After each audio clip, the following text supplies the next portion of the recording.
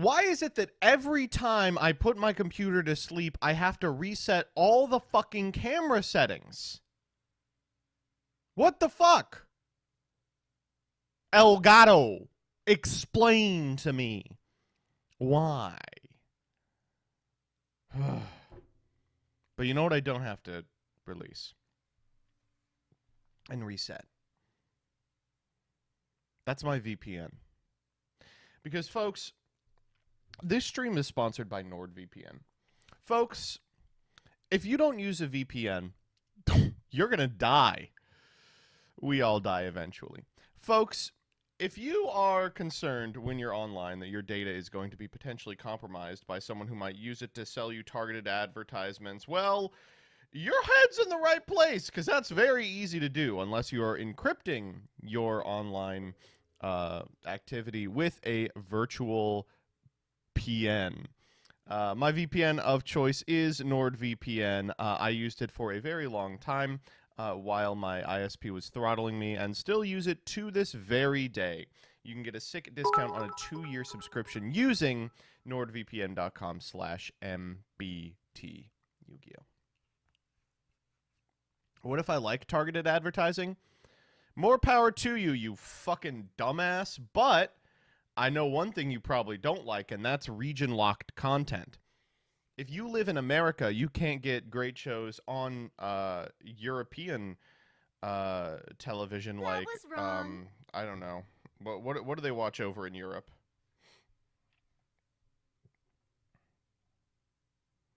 The next great European slur. Help, my neighbor's a Muslim. What are they?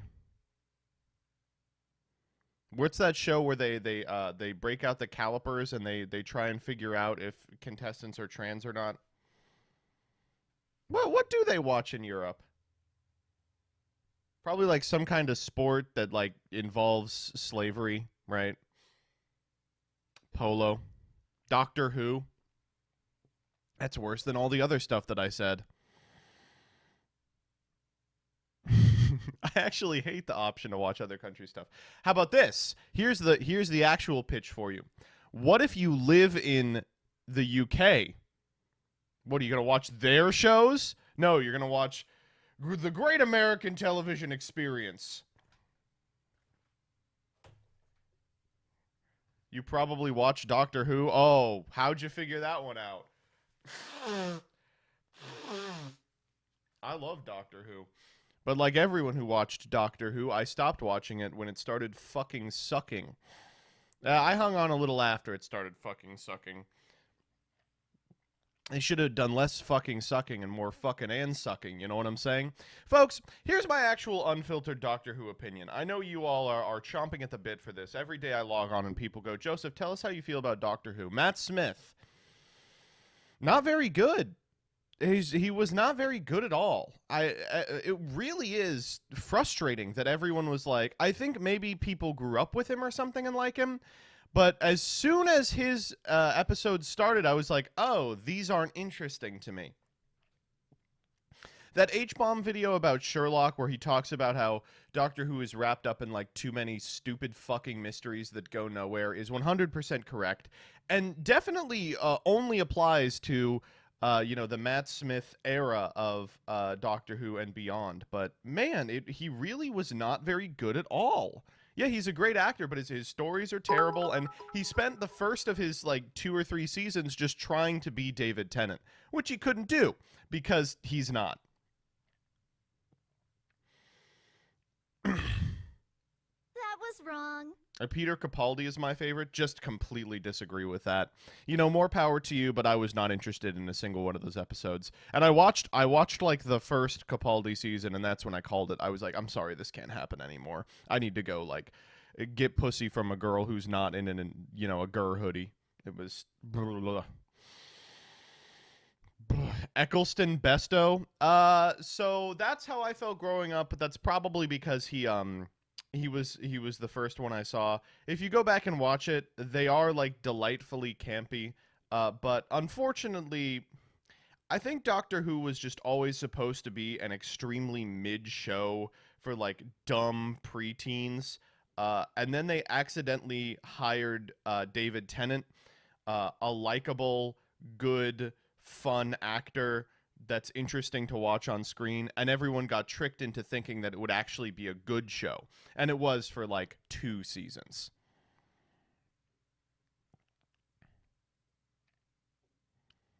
Matt Smith's best role, of course, though, is Dr. Michael Morbius's brother. That's right, we're still doing Morbius jokes.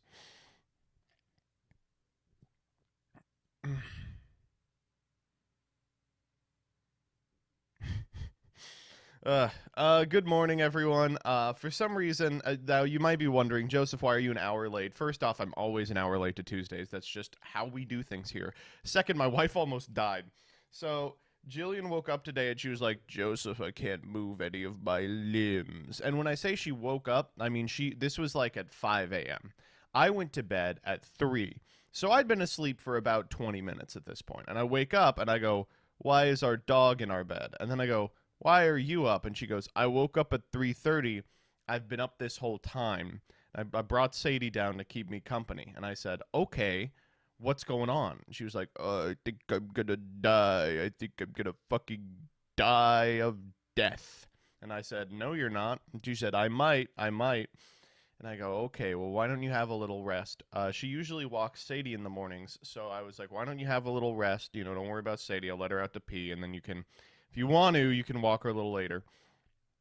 And she's like, oh, okay. And then she had a Zoom meeting at 9, and she was like, and they had to postpone it because she was in it like drooling and her eyes rolling back. And I was like, do you really need medical assistance? And she was like, I don't know. Let me have breakfast. All right. This bitch drank a gallon of orange juice and ate 7 eggs. And now she's fine. She was like, oh, I'm fine now.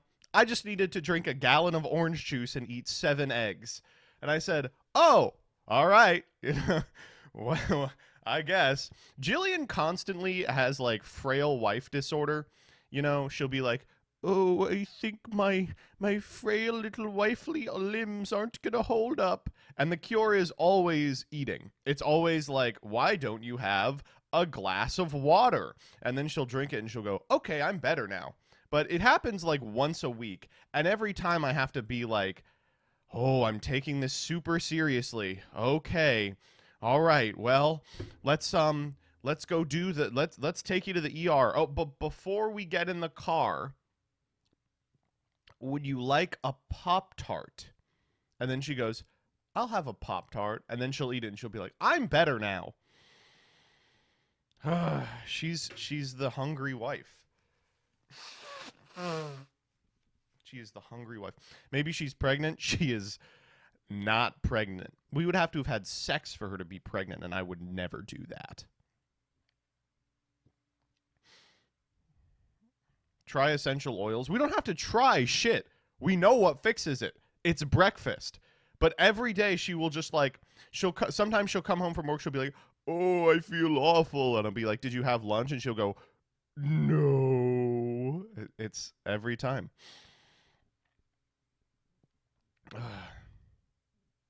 Is she anemic? No. She's just dumb.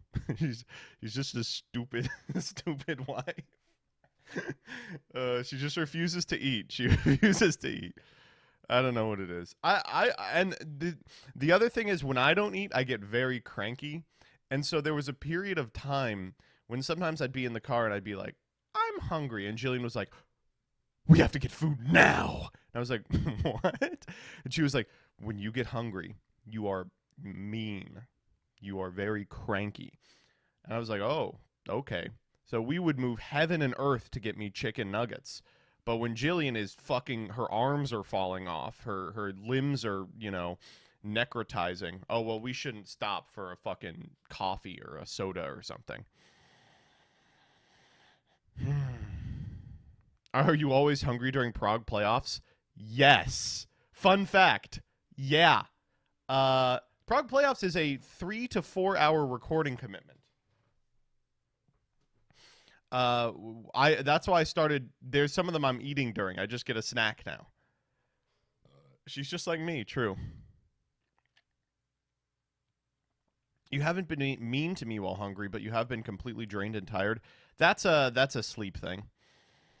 Same shirt from last night. Yeah, I didn't change. What do you want me to say? I think I always do this on Tuesdays. All right, so we're going to do a lot of things today, and by that I mean we're going to do like 2 things. We're not doing very much at all. First up, Farfa's streaming again. Aw, son of a bitch. Well, I enjoyed getting 1,000 on the weekday mornings, but we will not be doing that for the near future because, oh my fucking god, Farfa and Coder streaming at the same time. I can't do this, folks. And Asmongold? Oh, come on. Ugh. Those are the 3. Oh my god. And who else is streaming? RDU Live? Oh, barnacles. You need to get your schedules synced up. They are. That's the problem. No, fun fact. We did plan our stream schedules around each other. And I told Farfa times, and we agreed upon some. We were like, great, that's fantastic. Then I start streaming, and I notice Farfa streaming. And he PMs me, and he's like, what's up? And I'm like, this is the time. And he goes, oh, right. Your times are EST. Right, I forgot. So we just, whoops, you know?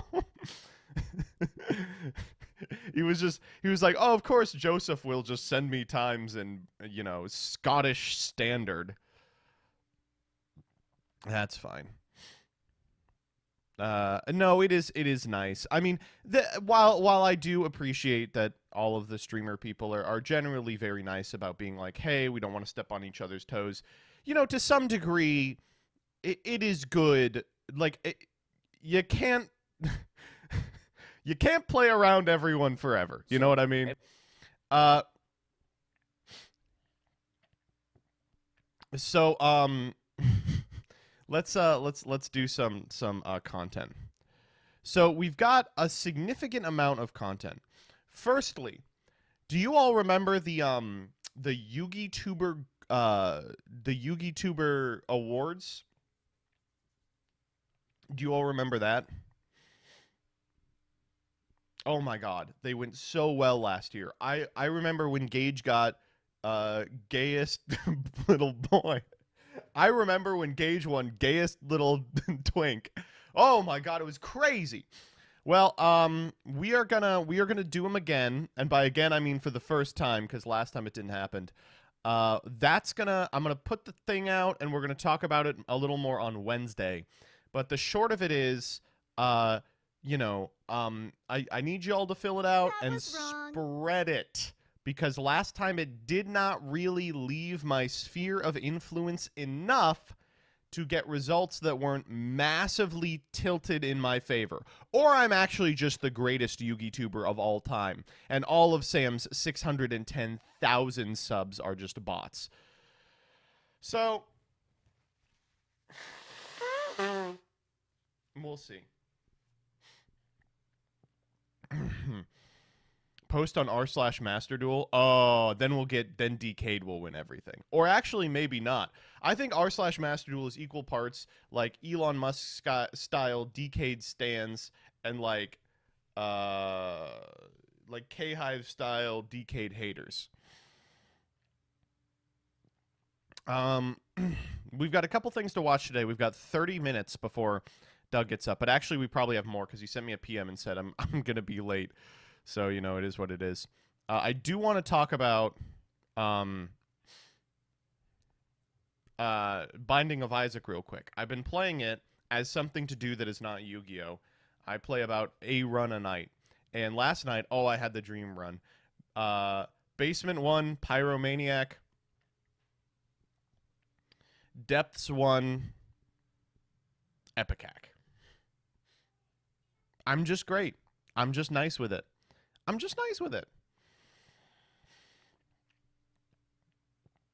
I don't know how people do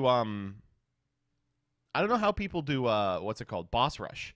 Like I got those two and I made it to Boss Rush with 2 minutes to spare. Boss Rush sucks. Did you beat Mega Satan? No, I didn't need the mark. I needed Boss Rush and Delirium. I still need Greedier on Kane. I'm doing them in order, and I did Isaac and Maggie, and I'm on Kane. I just have to do Greedier. I fucking hate Greedier. Have you done Ludo Brim? I am actually #1 Ludovico enjoyer. Everyone else hates it. I really like the item. I think it's fun. All right, fine. I'll click your stupid fucking link, Rebby. My mom said I looked good, so I was confident enough to post it. Whoa. Oh man. The more you look, the worse it gets. So I like the coat. I like That was the wrong. shirt. I don't like what appears to be like it's supposed to be a bolo tie, but it's just a ribbon. I don't like the really thin off-center belt. And I guess we are all kind of skipping over the most important part, which is what? The pants. The pants, pants aren't working.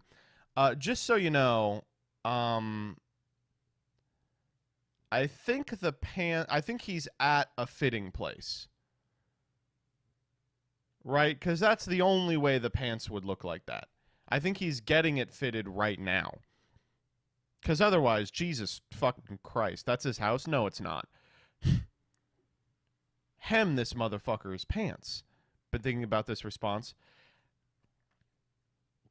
As a constant tweeter who's chronically online, it sometimes causes me to make jokes that are funny to me but not to others. Yesterday, I said Hassan was dressed like a gay slave owner. And I sincerely apologize, because he really dressed like a metrosexual Thomas Jefferson. What the fuck? Boy dressed like Pegasus from Yu-Gi-Oh! Boy, them pants got him looking like he be blaming it on the boogie. Fuck on out my face. That's... Yeah, no, it's gotta be... They gotta be mid-fit. There's no way that this is the final form. Or maybe someone told him this was the final form as a joke. Yeah, it's a ribbon for the tie. Yeah, and the pants, oh, they better be like Jinko brand slacks.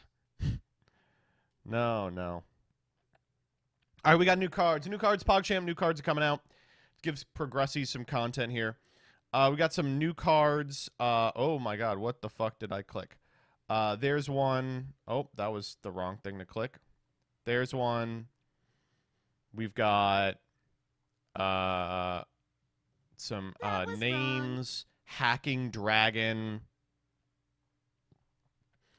We've got the new structure.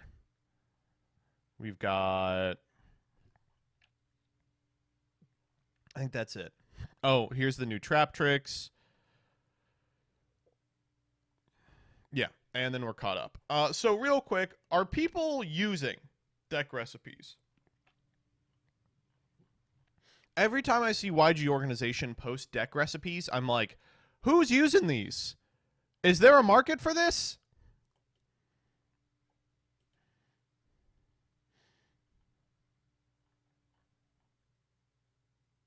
Deck 1, Paleozoic deck featuring Magical Trick Mirror. Oh, they're OCG officials. Okay, all right.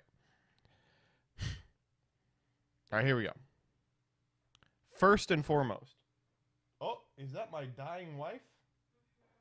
Are you dying?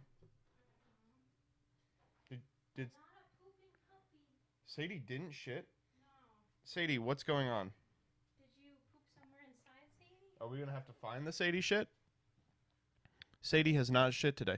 You know, I did let her out early on. I didn't see what she did. She could have shit. That would explain it. Okay, that would make sense. But I don't think she did. I think she didn't. She's the shitting puppy. She's not. She's not? Yeah. What's No. the problem? I hope she's not constipated. I hope not either. I hope she didn't eat my hair.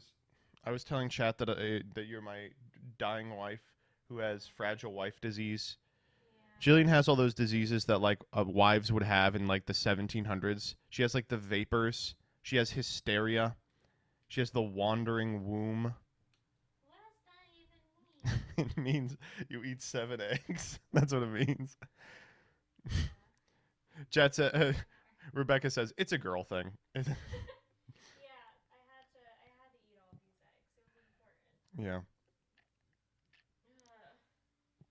Does she need a lobotomy? No. See, back in the day, they would give wives who were too fragile a lobotomy. Now they give them a Twitter account.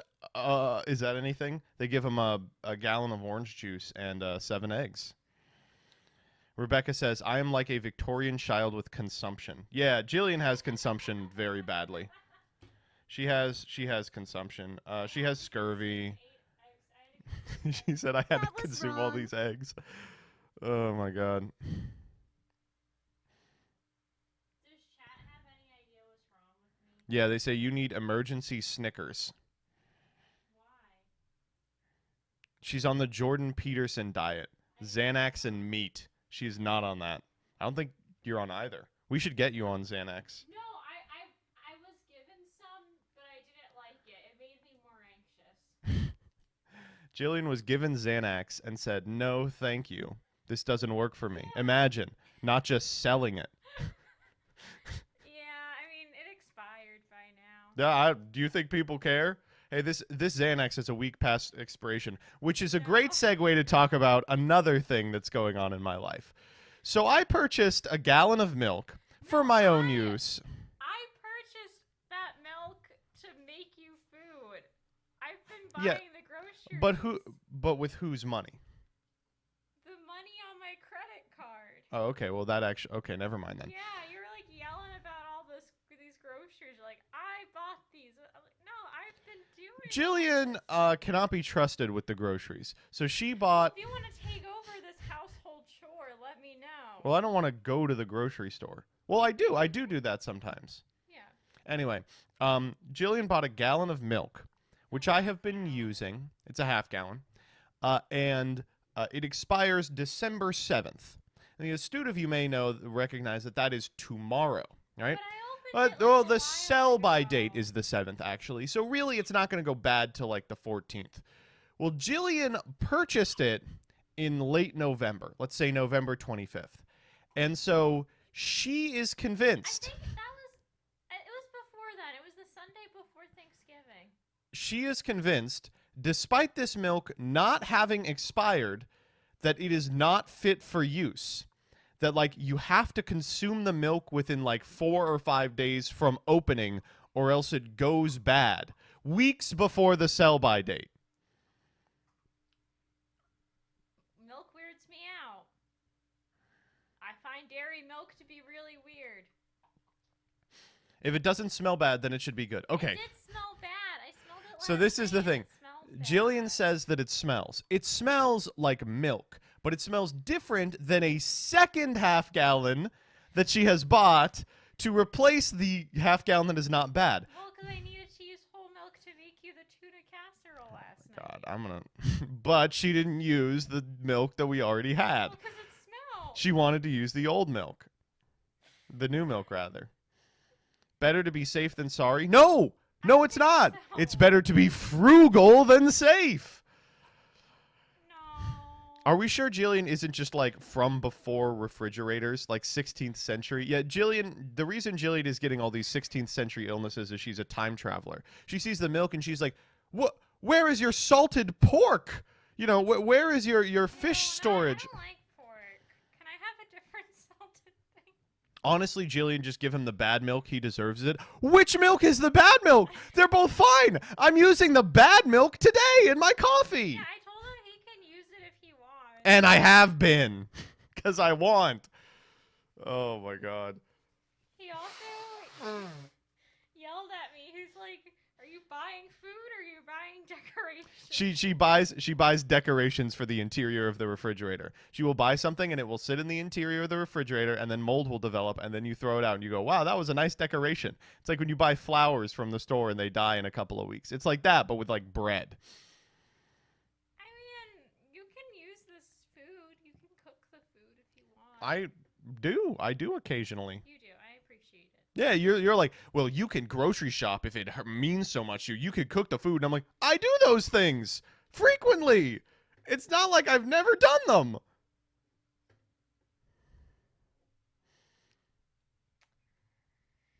I don't know. I think this is unfair. I think it's unfair too.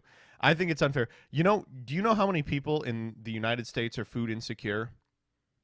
Me, because I opened the fridge and it's full of stuff you purchased a month ago. It's okay, Jillian. We can buy new milk every day when I'm there. Please do not give her ideas. Thanks, Rebby. I appreciate it. What if a relative came over and there was no milk in the fridge? Does anyone really drink milk after like age 15? I never drank milk before then either. It's probably why I have some problems. Yeah, Jillian's like, I never drank milk. That's why I'm the authority on milk in the fridge. No, we're not doing your marriage counseling for free. Thanks, chat. Oh, no, you're not. You're not doing a very good job at all. Let's see. This is why your bones are so brittle, is because you didn't drink enough milk. No, I had to get my gallbladder removed when I was 16, so it was kind of hard for me to be drinking dairy before that. Yeah, she had to get her gallbladder removed after she drank milk that was 2 weeks before the expiration date. It poisoned her. No, it's not true. No, I'm it's not. going to faint. Oh, there she goes. She's down. Oh, you okay? You having a little vapor party down there? Gallbladder, the second most useless organ. What's the first? The male organ. Thank you, Rebecca. Oh, for a fainted wife, she sure is having a gay old time down there.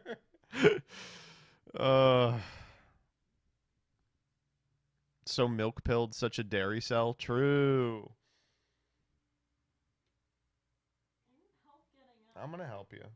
You sure? You all right? Do you need some more eggs? We go to the egg place. I can't really go anywhere. Order some eggs.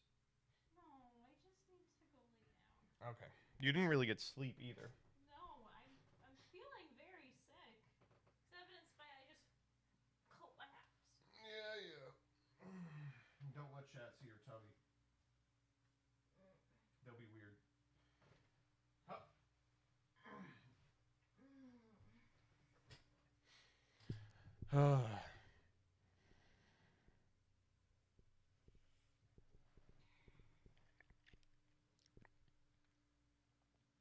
Oat milk is penis. No, oat milk is great. I'm sorry. I'm not gonna even pretend. Oat milk is the best non-milk milk. I really like oat milk. Anyways, I'm gonna go take a To nap bed. since I am fainting. Go nap. Joseph's making fun of me down while I'm on the ground. Go nap. You know how many times I've fallen down these stairs? Do you think I could make it to bed? Yeah, I think you could make it to bed. All right. If you fall down the stairs and die, you know, you're not going to be able to say I told you so, right? So. You're so mean. I know. That is true. I like how you were going, like, I'm fucking with you, but you're like, no. My spider friend. That spider friend has been there for a couple days. It's just not moving. No, he moved. He was elsewhere on the wall, and now he's over here on the wall. He's my spider friend. I know, he's great. We'll keep him around. Yeah. Oh, she made it. Enough milk talk. What about eggnog? Big fan of eggnog. I got nog on my desk. I mean, not right now, but this glass contained nog yesterday. Probably shouldn't have left it out. Now you all know how I live. All right. Now that my fainting wife has fainted optimally on the bed, let us proceed about Yu-Gi-Oh!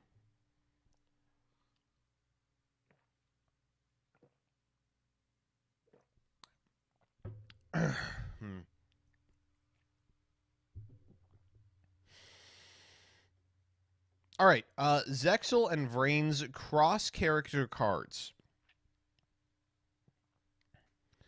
Sub 1 JP004 Last Hope Numbers. This card is always treated as a Galaxy Eyes card. 1. Pay half your life points. Then target 2 monsters in the graveyard. For the rest of the turn after this card resolves, you can only special summon monsters from the extra deck once. Special summon both targeted monsters, and if you do, exceed a number.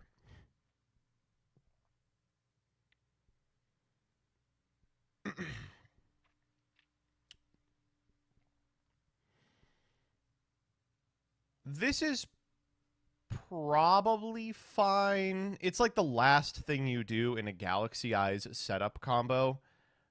But... oh, here it is in Utopia. All right, let's see.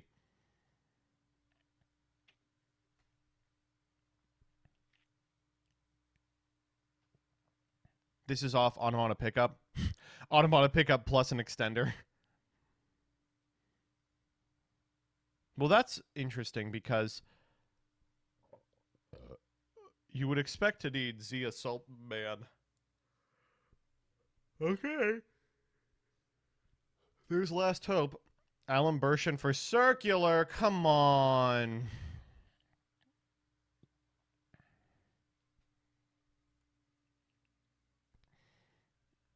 All right, we finally made it to Ascend Sage. Utopia for Utopia Force. Utopia Ray. We make Dragonar. This is not a noticeable improvement over the existing Utopia board. This is functionally the exact same.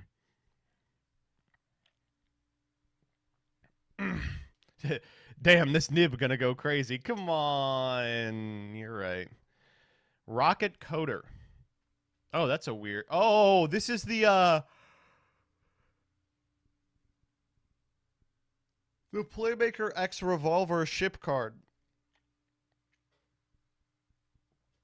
If a Cyberse monster you control would be used as link material for a Code Talker, this card in your hand can also be used as material.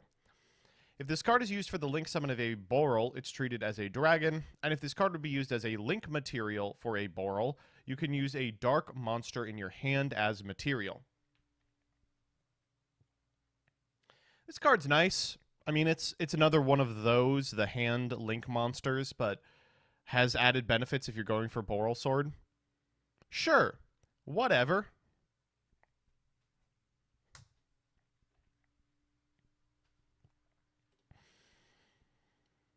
All right, new cards. Praying Mantis. You can activate this, the 1 and 3 effect of this card's name each once per turn.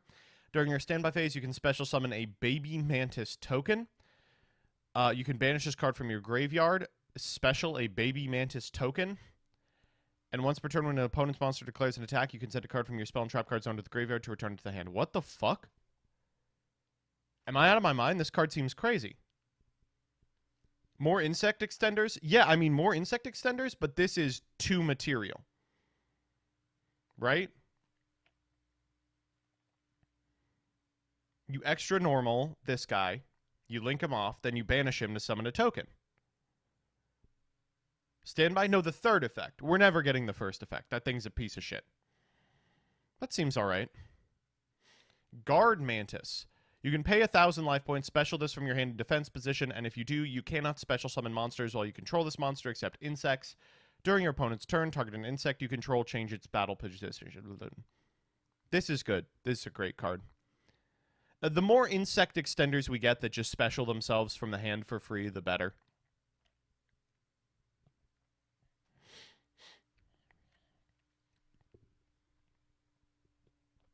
Golden Rule. This is treated as a crystal card. Place 2 Crystal Beast monsters from your deck face up in your spell and trap zone as continuous spells. Then special summon a Crystal Beast monster with a what the fuck? Place 2 Crystal Beast monsters from your deck face up in your spell and trap zone. So you get the new one and fucking who cares? Pegasus. Special a Crystal Beast from your hand or graveyard with a... Wait, you don't even have to do that. You get Pegasus Pegasus. Then you special Ruby. Summon Pegasus Pegasus. Get the new one. What the fuck? This is just Soul Charge. This is Soul Charge from deck. I guess you have to...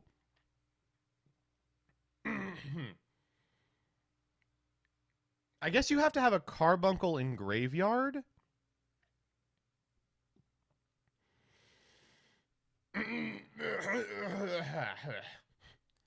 So the issue here...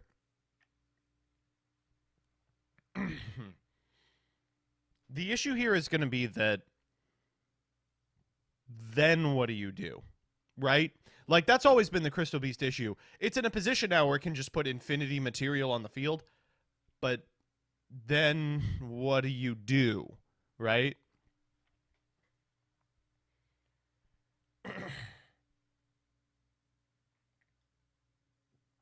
Apo and Dweller. But that's bad. It's just not very good. Yeah. Element no Kago. Protection of the elements. You can only activate the second effect of this card's name once per turn.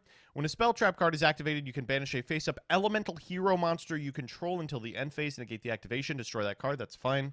If you control elemental hero Terra Firma...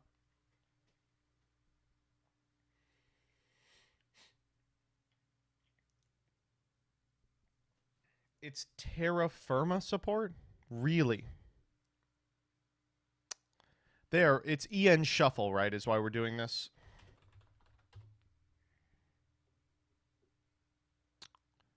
What's the card that searches? The Spirit of Neos.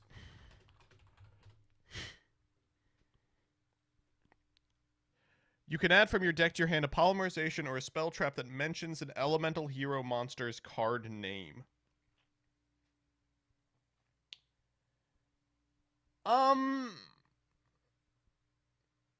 Yeah, I mean, if there's a way we can integrate this card into existing hero combos, that's a good enough search that we might play it.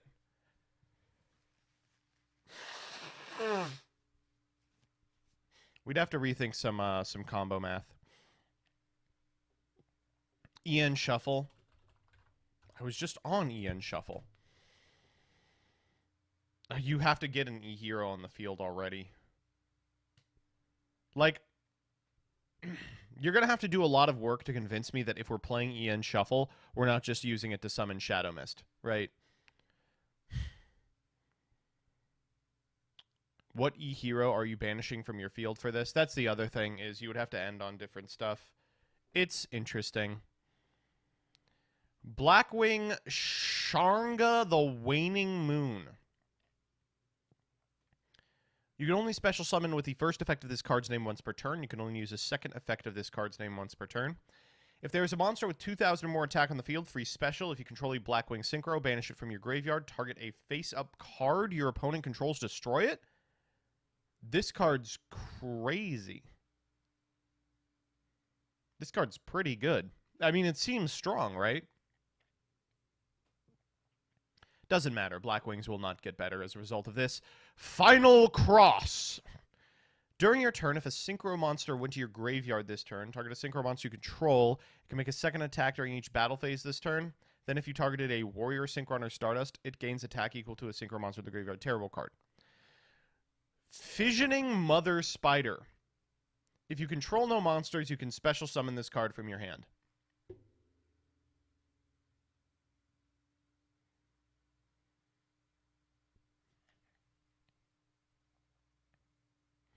You can tribute this card. You can't special summon monsters from the extra deck for the rest of the turn, except Xyz monsters. Special summon up to 3 baby spider. And if you do, their levels become 5. And they can't be used as material for an Xyz summon, except for the Xyz summon of a dark monster. And then Baby Spider says, you contribute a dark monster that has a level. Increase the levels of each baby spider you control by the level the tributed monster had on the field. Pay off your life points, banish this card from your graveyard, detach material from your dark monster, then target a dark monster in your graveyard, special summon it.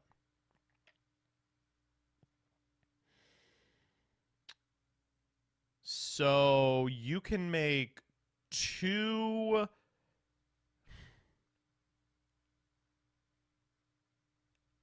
This is a thinker. So you could theoretically play this in the B-Trooper deck. You just lead with the spider, and then you don't activate its effects until you're done, like with the combo. There would have to be a dark rank 5 that can detach just because it feels like it. That's worth going into.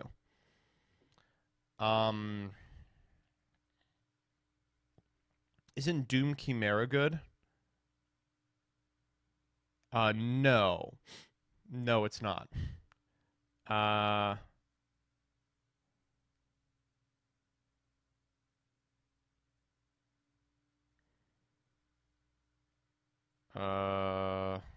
was wrong.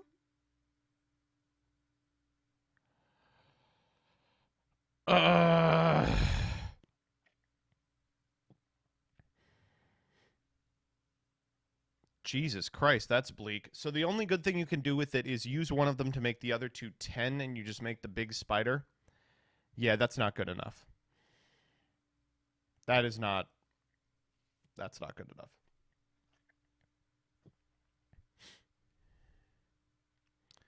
DDD Chaojian Towo Zero Paradox. Oh, sorry, messed that up.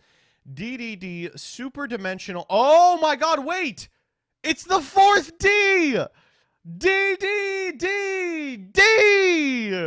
Super Dimensional Sovereign Emperor Zero Paradox.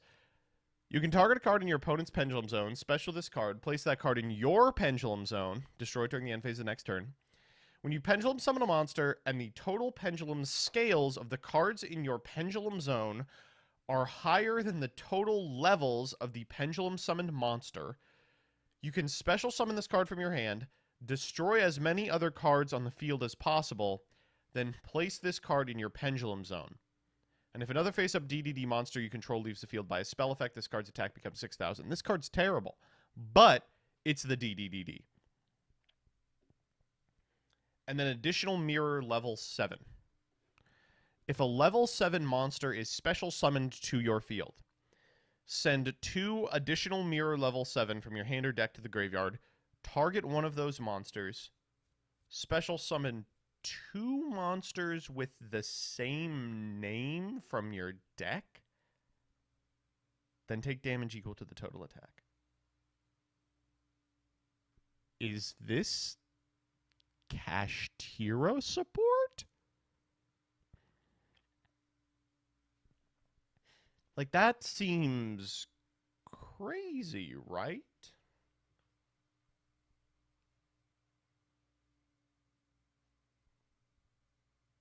You can only go into the extra once afterwards. Yeah, I mean, you just spend your last one on the Shangri-La, right? It makes Red Eyes into a super consistent Arise Heart deck. Oh, really? That's funny. You'll take 5,000, though. And they're already taking 5,000 playing that stupid fucking Thunder card. This card... Yeah, I mean, I don't think Kashtira needs the boost, but... we don't need this. This is a rush card. New Trap Tricks. Trap Tricks Hole a T. Might be a theme breaker based on the yeast Hortea, which is known to cause black spots on one's skin, but has to be a hole because it's a hole. All right. You can only use one of the first and second effect of this card's name per turn and only once that turn. Special this card in defense position as a normal monster. Oh, fuck.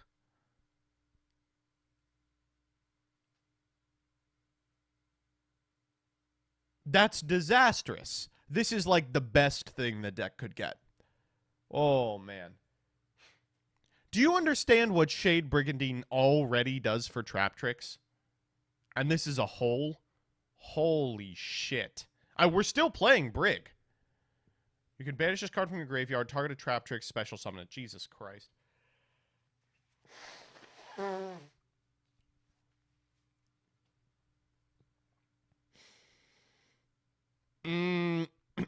Now, the problem is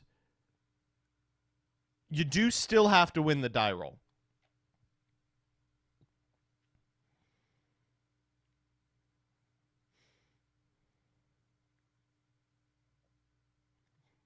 Wow. You don't? Huh? I'm just making Zeus. Sure.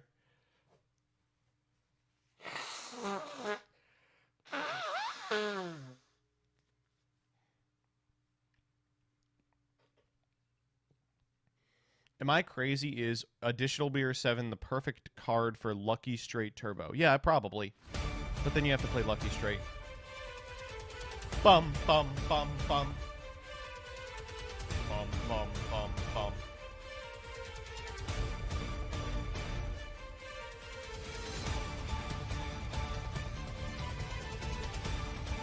That's just insane.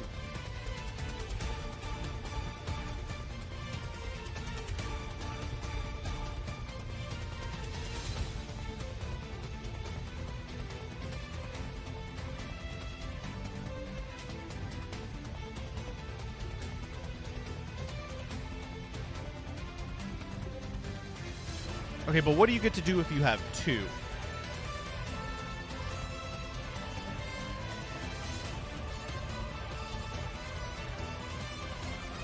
The same thing, I see.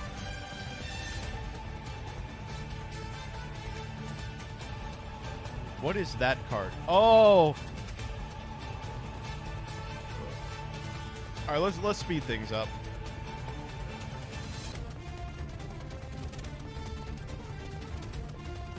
I don't think I really need a video to tell me how to do this. This seems pretty self-explanatory. Oh, Dweller!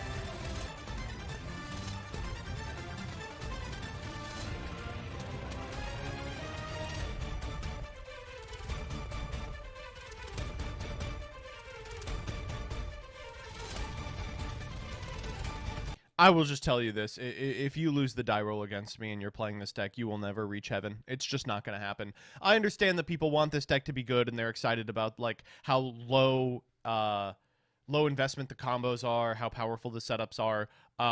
You will not be able to break my board. You legitimately just won't. You're playing too many traps.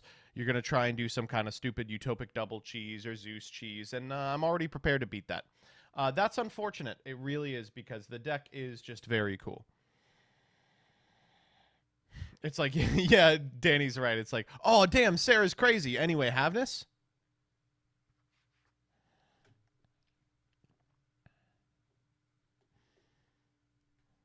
Yeah, I mean, what else can you do other than this? Evenly in the main. I mean, come on now.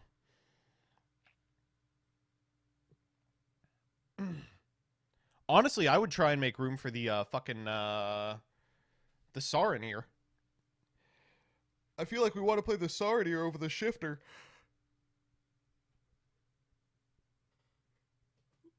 This is the other thing about this deck. I mean, look at this deck. The setup combo is crazy, but at the end of the day, this Delusion Trap Hole, Floodgate Trap Hole, Gravekeeper's Trap Hole, that's everything. That's all the interaction you get. Everything else is just rank 4 spam. You think we can't deal with rank 4 spam in 2022?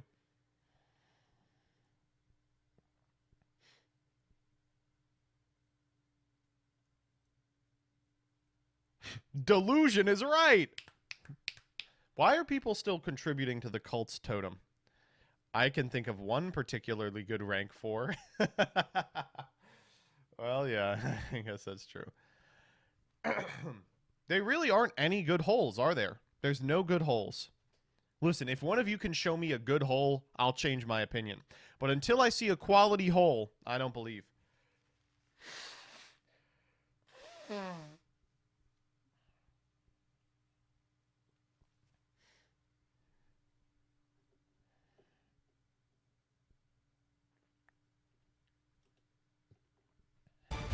Gravedigger could be any trap hole. Oh my fucking god, you're kidding me. What if we start playing trap hole? Just like vanilla trap hole. Like, look, like this end board. It's like 3 interruptions, but it's also every hole in the deck.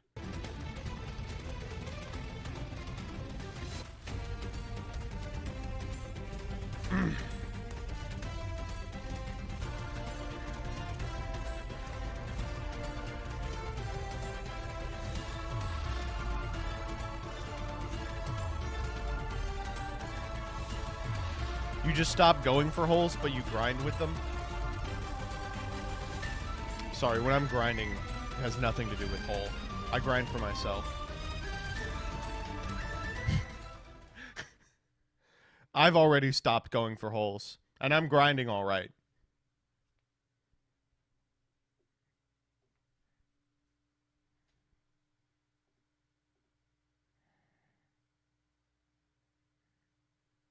That was wrong. Hearing about the new trap trick support really made my whole week.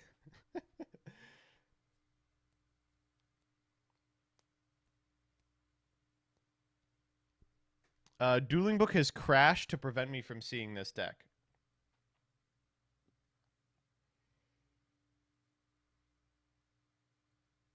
Is this a Rebby frotting type joke? No. Rebecca was fucking... would not shut the fuck up last night.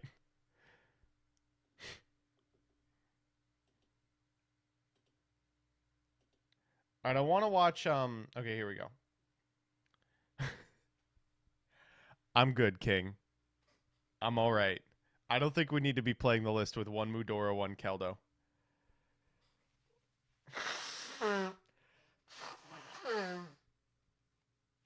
Oh, but you gotta play the Gravekeeper's Trap, right? So if you draw the one Mudora, it's online. And what if you need one Gamma Seal?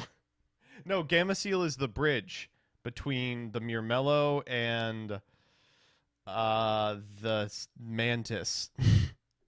You know what? I'm good. I think that Fenrir is maybe a decent consideration in here. Good lord, what is happening in here?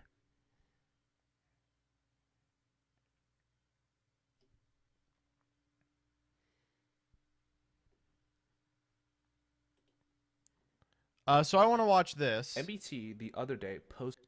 And I want to watch this. I know there are many who are used to me talking about historic Yu-Gi-Oh! So, is Doug online? If Doug's not online, we'll do the shorter one first. He is? Fuck! Alright, we'll start with this one.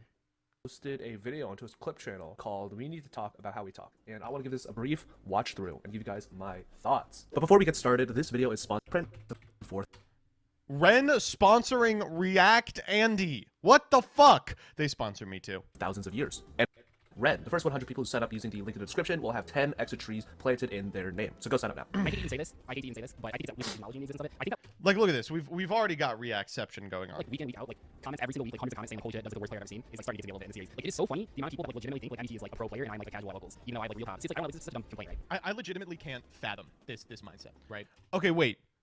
I thought that this was going to be him expanding upon it, but he's actually just watching it. Damn it. Fuck. Shit. All right, well. Let's watch Evil Food. Hey everybody. So something that people sometimes like to do on the internet is create recipe content that generates outrage clicks. You know, that makes people mad with how insane and unhinged the recipe is. Right. I really like these kinds of videos. I enjoy Same. watching them. And in particular, I think this one is really quite incredible. And I just want to watch it with you today and just talk about the joy that it gives me. That's it. By the way, Big Joel, new channel called Little Joel. This is what his content should be. These like long, hour-long things talking about like trolls and Shrek and stuff, whatever. Those types of video essays, they're blasé. He's figured out what people want is just they want him to inject the poison directly into their brain. Point of the video. Read Okay, the so same let's Twitter watch posts. it together. First, we're going to add in our yolks right into the eyeballs, 1 egg here in the mouth. And Yep. the last yolk here, we can't forget about seasoning our ground beef. All right, so one thing I really enjoy already is that they need to put 2 yolks right in the guy's mouth. And it just Like immediately balls. gives him this uneasy kind of sort of deformed sense to him. Like there's something nasty about the double yolked mouth. Yeah, you shouldn't have to that do I think that really speaks to me. Let's continue enjoying. Here, we can't forget about seasoning our ground Can't beef. forget about the black seasoning. pepper on here. My God. Lay's chips. Yep. This is where it Learn starts getting Go ahead good. and just I put really like the other girl in the back who goes, "Ooh, like, oh, Lay's chips right in the pan." Okay, let's see where this goes, because that's actually. If you haven't seen this, if you've seen it, shut the fuck up. If you haven't seen it, what do you think the purpose of the Lay's chips is? I might have to just steal the Lay's chips around the beef face. Hair? Yeah. You think that it's meant to be the hair. Continue now. So go ahead and just put those all the way around the beef. Lightly salted truffle. The double kind of chip. That's good. That's good content. Yeah, that's good. Place those all It's around good to the have edges two as kinds of well. chips. All right, you Very can't have mashed potatoes with That's right. It's supposed to be mashed potatoes. Can't have mashed potatoes without cream. some light cream. All right, I like that. I like that she's describing what she's making with the potato chips as, quote, mashed potatoes.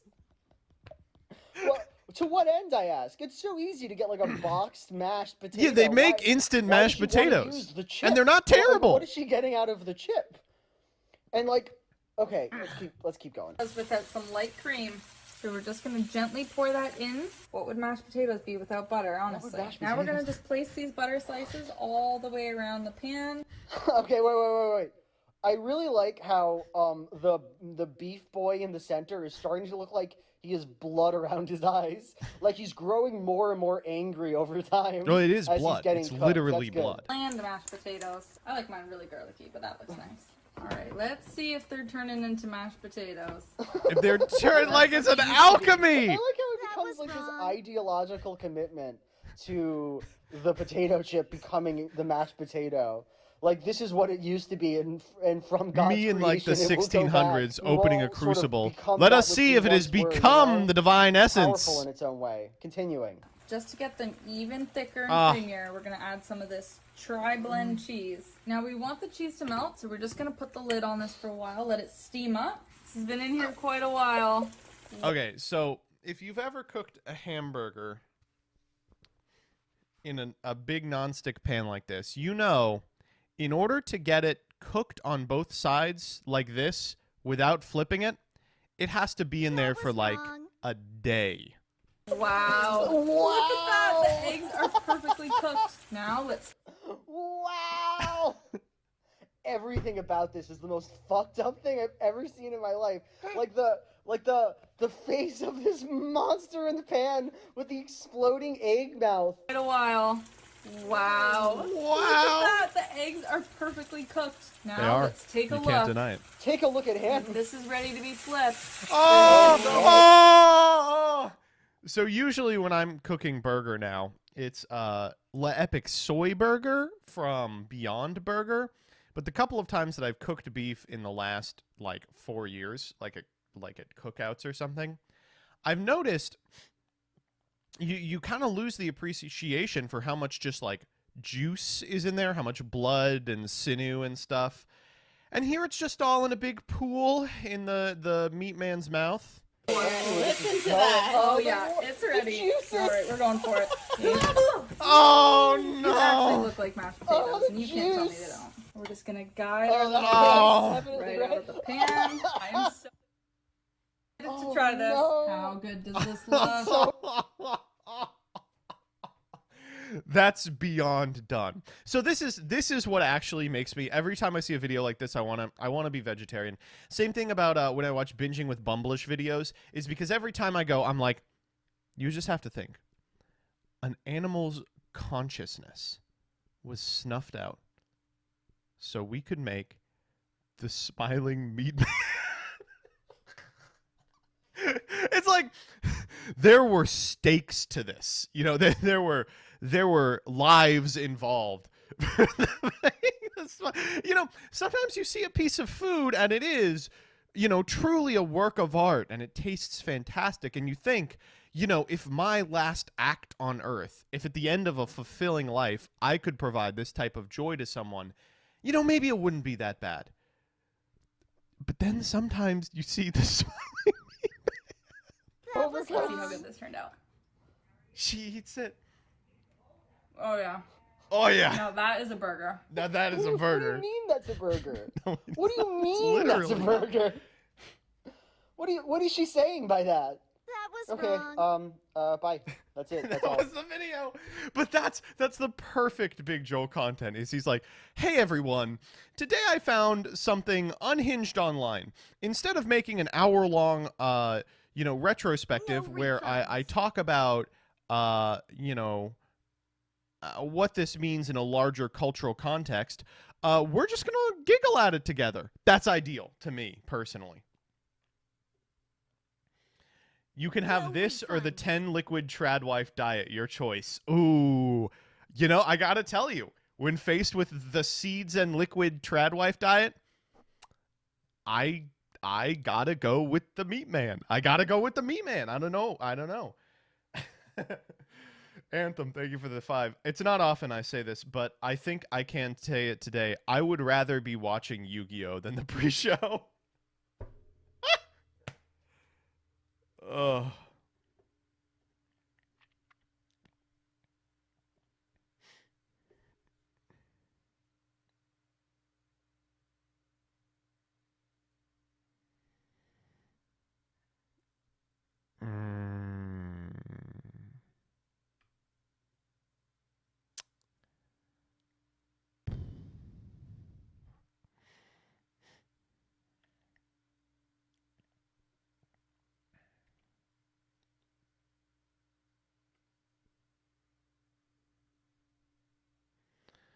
No.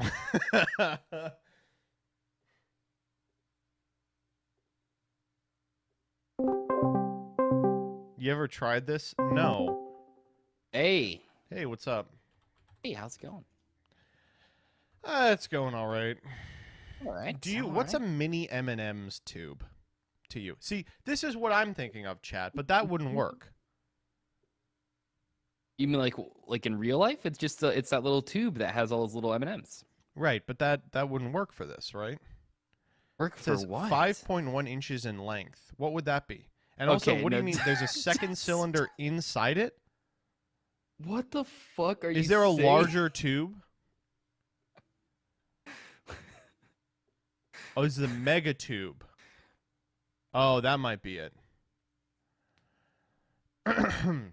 Sorry, we're What a- just wrapping up the last stream segment here. Oh yeah? Yeah. Yeah, I can't get this fucking Steam thing to open. The window's not opening, so I guess we're not buying that deal. Like it won't open. Oh well. Oh, there's a deal? Yeah, they added like I don't know if are these new? I think they added them when there was the when it was like the 50 million downloads thing. It was like last week maybe. The That roulette was special? wrong. Yeah. Good job. Can't figure it out. Ugh. How are you doing today? Having a good one? I'm doing good. Yeah. I was gonna tell you something when we started, but I completely forgot.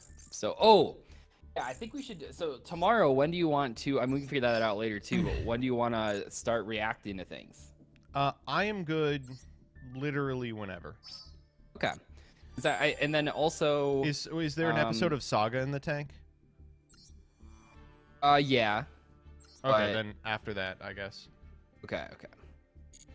That's fine. Maybe we could do it like I don't know how late I can stream. Maybe we could do it like before, That was wrong. and then you can do Saga after. I don't know. Much reaction you. Maybe we could just watch 2 videos at the same time. Yeah. You react to Saga while both of us react to something else entirely different. Yeah. Okay, so let me pull. Totally, dog. You ever see that old? I really wanted to try to do this in Master Duel, but I don't think it. Well, I did think of a way to do it. I guess like phone, tablet, computer. But you ever see when he played 4 Hearthstone games at one time? Oh, that was his Toast doing that? Yeah, I think so. Yeah. No, that was iconic. Yeah, I want to do that with like Saga and Roulette. Wasn't there one of them he 12-winned a couple of them? Yeah, no, it was like I think 2 of them got paired up against each other at the I end remember because he that. had like 11 wins. So that's pretty crazy. Doug reacts to MBT reacting to Saga. Oh, like I live react to him. That's a good idea. I could do that. Doug reacts to MBT reacts to Saga. Okay. At what point do we realize that we're no longer creating content? Hey, I'm not a reaction channel. I don't react to stuff. I loaded up. You hop on Twitch.tv to go. Hey Farfa, let's record. Hey MBT, let's record. Okay, see ya. Yeah, yeah, basically. I loaded up YouTube today to see Stevie reacting to me reacting to you, and I was like, excellent. Oh my In a gosh. sponsored video. Just what I want. Exactly right. Someone who hates me reacting to you talking about people bullying me. Oh my god. We should bully more. Many are saying this. Many are saying this. Oh my god. Okay. Anyway, people were. I saw comments in the on Twitter that were like, "Why is Doug not included in?" I think I saw this. It was like an alignment chart or something, and it was like, it's like, yeah, why? Gee, I wonder. I'm shocked. I Oh my was. Also, that alignment chart was great because it had VTubers, like all VTubers was one Yeah. category. Oh man. No hate, Stevie. No hate. No hate, Progressies. That's too different. We have people. dispelled that. Can you see the wheel, by the way? Yeah, I can see the wheel. Oh, okay, cool. Oh, folks. Okay. I do have to. I guess I have to pip this. If you all, you think, oh my god. The problem with Master Roulette is I just don't get enough Doug in my life. I got great news because tomorrow we're gonna be teaming up for a segment. I'm gonna watch Doug on stream for Saga. Then we're gonna both watch your progression series. So if you have a progression series, there's a Twitter that I'm sure Rebecca will link momentarily. Because it is like the day before. Yeah.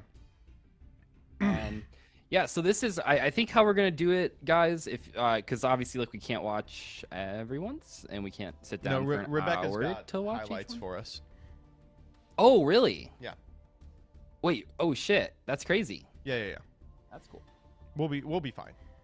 Nice. Sick. Okay. Here we go. But yeah, yeah, I was guys, like, go hey, comment your on that time if isn't you, if worth you do. anything. Can you watch 9 hours of the least charismatic people on the planet talking about DM staples? Well, I just thought we'd like skip to the decks and then skip to some of the duels, but that's great. That's being put together. That's way easier. Okay, here we go. Who won the? I mean, why do I fucking ask that? Okay, do you want to do the intro this week? Yeah. Okay. Oh, like right now. I mean, unless you got anything else on the schedule beforehand. No, I'm chill. I can roll with it. Okay. Welcome back to another episode of Master Roulette, or as I like to call it, Aster Roulette. Welcome back to another episode of Master Roulette. Today we are going to be spinning a wheel that has like 2/3 of the secret packs on it. We're actually making pretty good progress, I got to tell you. Yeah, like I feel like I can read the text now. None of the letters are overlapping each other, which is a big improvement. I'm telling you, I'm Here we looking go. for that Alba Abyss, but I'm also kind of looking for that yearning evil body. That's a pretty Well, hilarious you're one. going to get interdimensional interlopers, which Alright. I am just praying is aliens. You're praying so that I give it to you? Oh, jeez. What is it? It is Dream Mirror, Metaphys, and Nemesis. Hmm. So was that one that you were gonna keep? You think? So there's a Or- couple of things that are actually really screwing this up. Yeah. Number one is that for some reason, light imprisoning and shadow imprisoning mirror are in this. Oh. so if mirrors. the other Yeah, one is that a makes chaos sense. typing, you could just lose. Oh, interesting. Yeah. But What rarity are those cards? they're rares. They're just rares. Just The rares. two Morpheuses, which are pretty good cards, are just rares. But I feel confident saying that these archetypes suck so much that you can have them. You can enjoy these. Okay. I'm actually gonna think about that. I think that's an interesting gamble doing the light and dark mirrors, but Yeah, I think it's an interesting gamble too. I Especially think because now I get to see what pack you get. Champions of Champions Salvation. of Salvation. sometimes Oh, you get a- Salvation. That sounds like a light archetype, I feel like. Sometimes you get a Right? name like That's like- Champions it of would be- Salvation, you're like, this has got to be bad. Oh! Wow. What are we Yeah, working with so here? Champions of Salvation was released in January of 2020. This set includes the Constellars, including a card that would beat the Dream Mirror meta, Satellar Knight Constellar Diamond. In this series, I'll be opening 20 packs of this, and you'll be losing to Rank Force. Wow, it's just it Constellar just- too. It's just Constellar. Just Constellar. Oh man. Is... If you take Light. Light Imprisoning Mirror pack, I will legitimately beat you with like Virgo Beatdown. But like the aren't the Neps cards like isn't Wing Blast in that set? It's like a common. What? Constellar? No, in the other pack, isn't it? Sacred Phoenix stuff was in there. Huh? No, No, Metaphys. what three not archetypes Nephthys. did he say? Metaphys. Oh, Metaphys. The like ones that you have to Ah. banish and they come back in the standby phase. Yeah, yeah. You listen. I'll just help you out here. You got to re-roll, buddy. That shit is not Yeah, gonna we're work. respinning. No, I was just gonna say, I feel like the tricky part there is that like all the archetypes in the pack are also light and dark. So... Oh my god! That was wrong. You did it! Oh no! Oh god! All right, let's see. There's a lot of fucking hollows in this Yeah, pack. this though, could so I go feel like I really can- good or really bad based on your pulls, which is what what we in the business like to call you better not skip past the pulls. Oh man. Oh man. Okay. It's gonna be okay. sick. This is I'm gonna really be an excited for this one. episode. Good luck with your pulls. Good luck with your pulls. I'm glad I respawn on the Dream Mirrors. All right, peace. Champions of Salvation. And what are we crafting from here? Deneb, probably.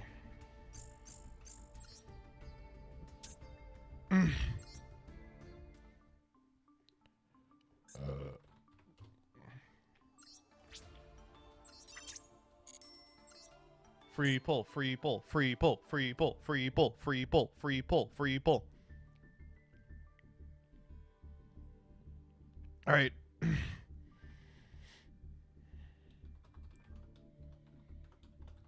Royal prediction is up.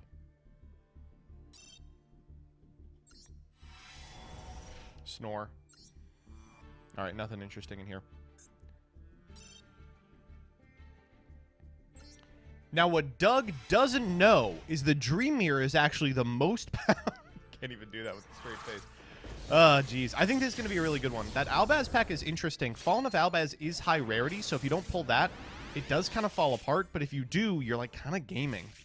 Nothing interesting there. 2 hollows out of the gate. Yeah, Deneb is the best card in the set. That's perfect. We're looking for Altair. But Satellar Nova Alpha is pretty good too. This is an Omni if you have a Satellar Knight, and it pluses you a little bit as well. Feeling good already. So, a weird part about this pack is I actually don't care too much about if there's hollows or not in my packs. That's because what we really want is just a bunch of 4s. Capella's fine. Kaus is actually really, really good. Kaus opens up a lot for us. I'd like to pull at least one more copy of that. Satellar Knight was actually playable before they got the good cards just by using Kaus to go into Pleiades. So we'll just try and do that. Bat, you know. 2 Seat, you shouldn't have. You really should not have. Oh, did we pull a Moon Mirror Shield? That's unbelievable. I mean, legitimately crazy. Let me turn down the volume just a little bit. Oh, I can't. Sorry, viewers. Algiades Nuts. Okay, we did pull a 4. This one is fine, but we're obviously looking for the better ones. Like that one. That one right there is crazy. Wow. That one's not bad either. Wow.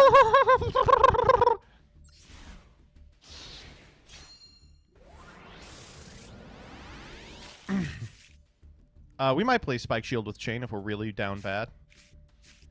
A Knuckle Eye, very good.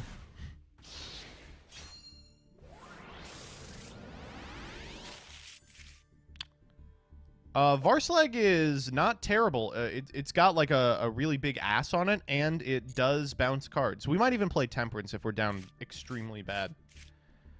That's all fine.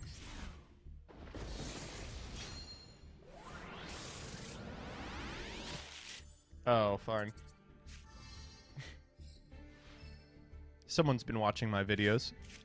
Oh, Tiki Curse. Tiki Curse is actually a card. I will play Tiki Curse. Holding Arms is not. We need some Vegas. We only have the one Vega so far. We need 2 more of that. Ooh. There he is, baby. Yep, that's the end of the game. So it's funny that they made Altair a rare and Deneb a super, because you only need the one Deneb. You need 3 Altair.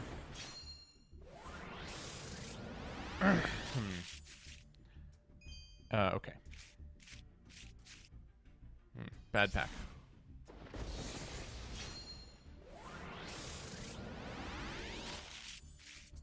That was wrong. Oh my god, we're pulling like a pretty crazy Evil Swarm core as well. Wabaku, very good card. Very, very good in rank 4 strategies. What the fuck?! Alright.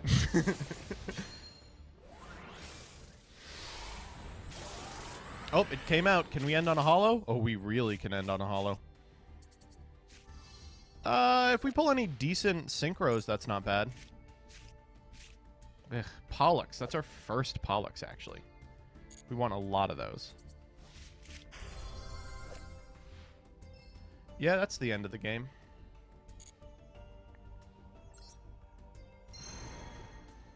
Feeling pretty good about this one.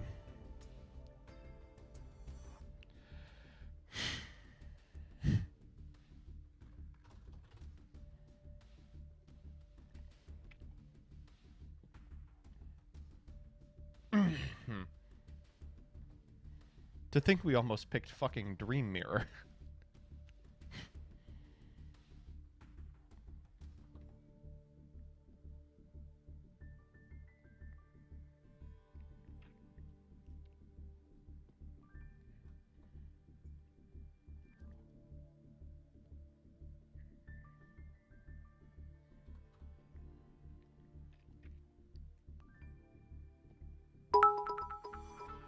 Chibi going, thank you for the 100.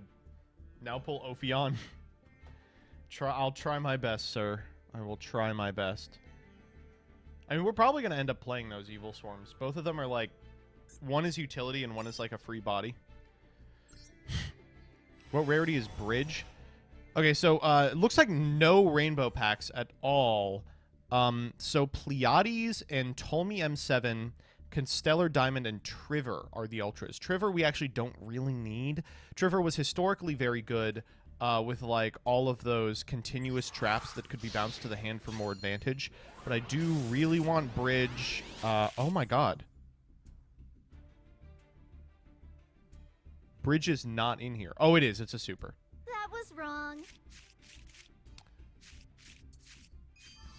That's our third Altair. That's great. Sombra is not a terrible card. It's Evil Swarm Kirk Yoan, I believe.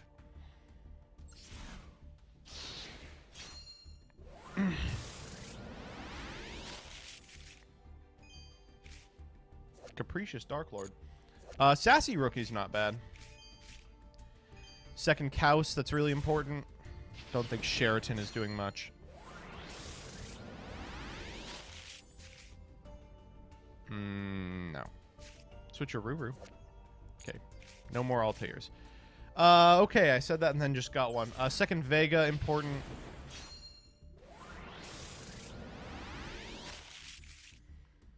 We might play Yellow Star.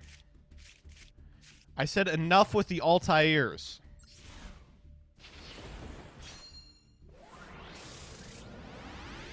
We need third Vega. Sure. Okay.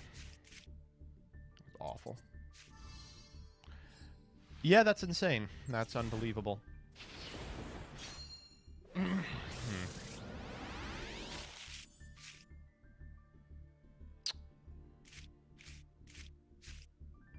Enough with the Altairs. I've got enough of them.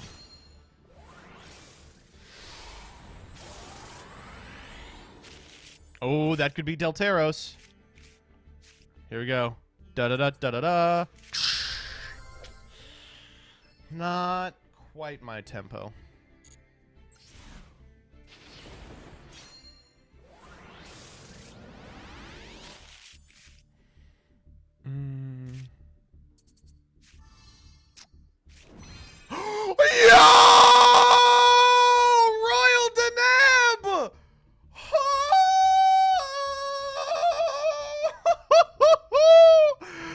That's such a nice royal.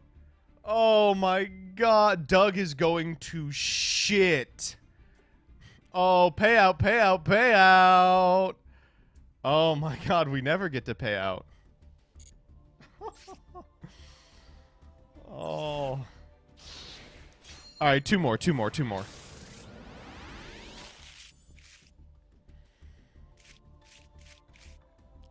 I want that third Vega very badly. That Abyss Actor is going to be important, though.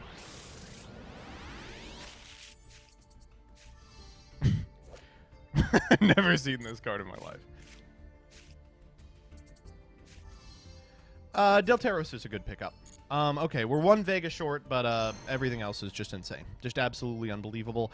Better than I could have ever hoped for. I think that there is... I mean, I don't know how Doug's pulls have been going, but this is the most confident I've felt in a long time.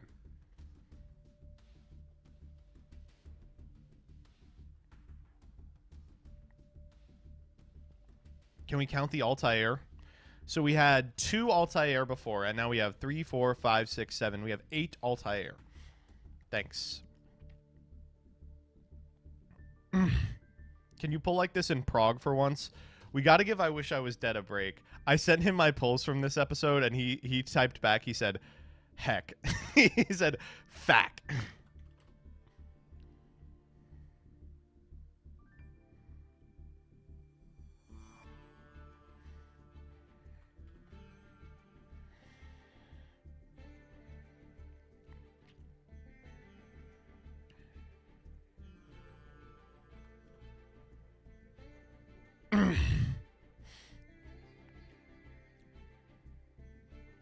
It is actually how it's comical how badly I have pulled in the most recent season of playoffs. Like, legitimately, like, maybe a worst of all time. All right, let's just start throwing them in, you know?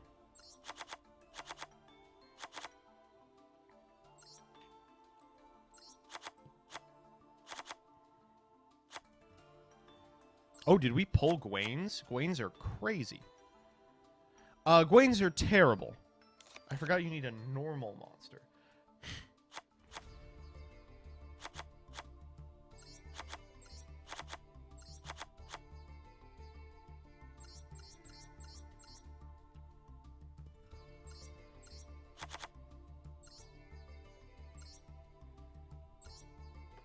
Not much to say about this one, Chief. Oh, you just have it done? Yeah, so you've just shipped me what is, I believe, just constructed Satellar. I'm going to change some stuff around, but this is obviously a fine base.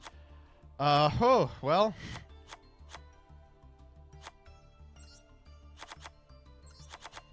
I like Alpha. Alpha's a crazy card. I Wish I Was Dead specifically. He knows about Alpha.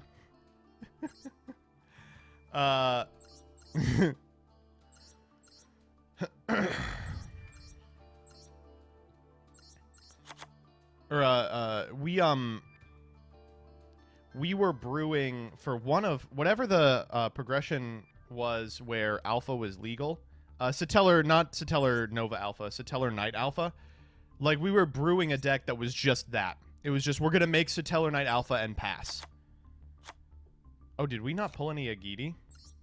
We want to play Varslag. I think Thunderbird is actually below the power level of what we want to be playing, to be honest. Did we pull no Anukalai in that second series of packs? That's crazy. Sadly, no reason to play TG Striker. Our only synchro is Doom Kaiser, which is a plague specific. We play Moonmere for sure. Waboku for sure. Constellar Meteor. This card's terrible. This is not where we want to be. We play Tiki Curse. Tiki Curse!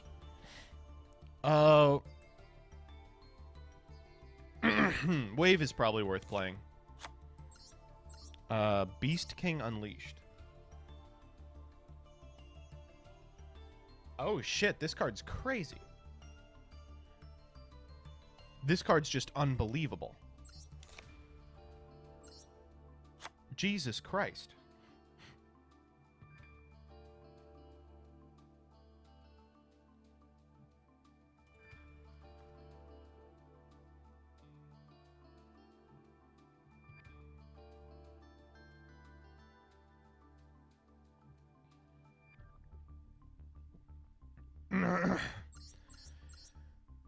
All right, what do we want to cut? Well, Sheraton doesn't really do anything for us. You know what? We might play Sheraton anyway, just because he's insane.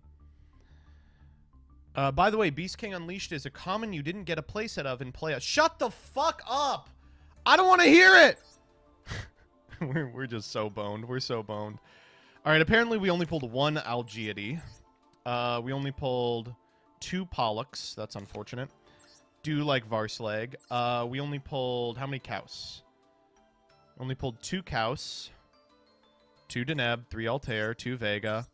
I think Ashlam is pretty bad. I think we it's a 4, but I think we are not going to play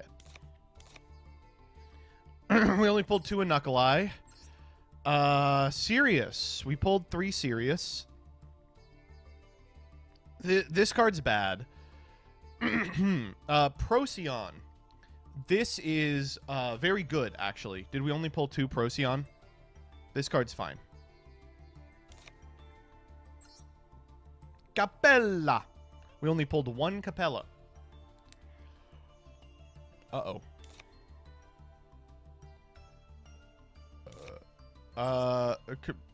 This card is awful.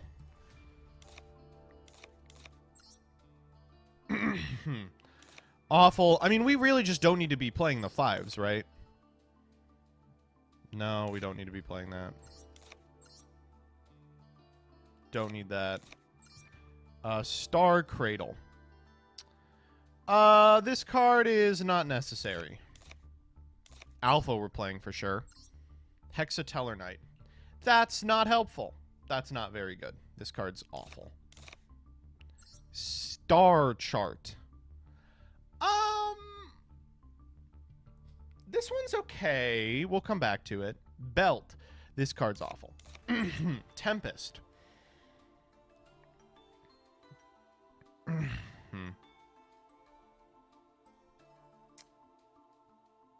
This is a very bad card.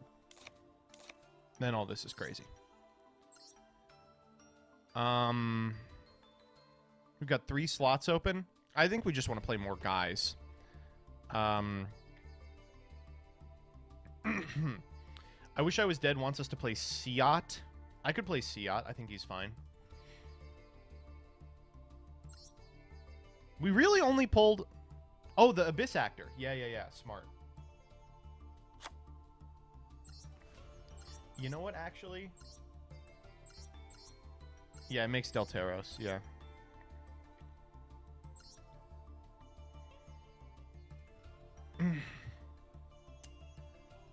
Where's Siat?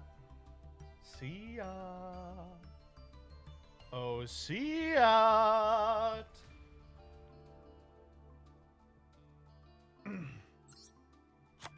I want to play one of that one for corner cases, the Ashlam. What would I even cut here? I mean, this deck looks insane already. Play Genesis for back row hate. We already have back row hate. The Teller Continuous Trap. No, the Teller Continuous Trap is good.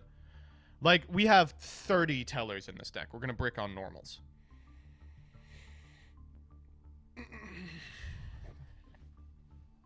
Cut the L3? No, I like Sheraton. We could cut a Sheraton. I like Sheraton. Is he playing some that we aren't? Is that what's going on here? No, he's not. Oh, he's playing 2 Ashlam.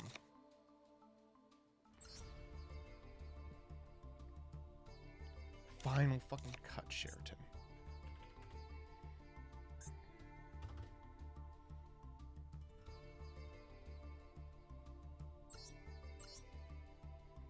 We don't have extras of Pollux or Kaus. Can't you know, these cards are crazy. Cannot stress this enough.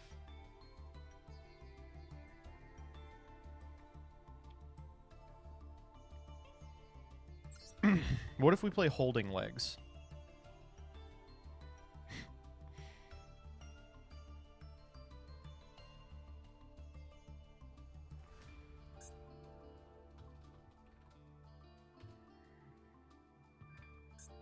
That was wrong.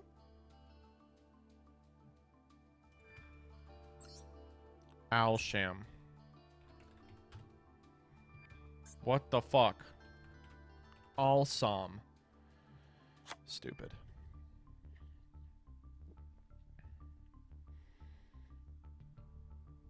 I think we are maxed out on all of these, right? We're maxed out on all the 4s.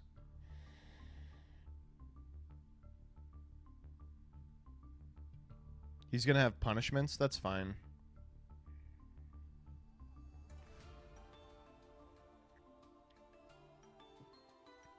You wanted me to play a Genesis, chat? Sure. It's kind of bricky, but whatever. This looks crazy. Like, this looks truly shocking.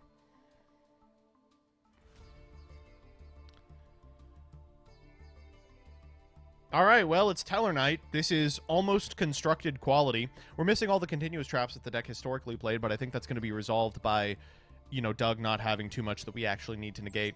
We pulled 3 Altair, 2 Deneb. One of them was Royal, insane. Double Vega, and then we've got just a bunch of 4s. Alsheim, Knuckle-Eye, Sirius, Procyon, Capella. We even got, like, Curtain Razor and Varsleg, which are 4s that do weird corner case stuff.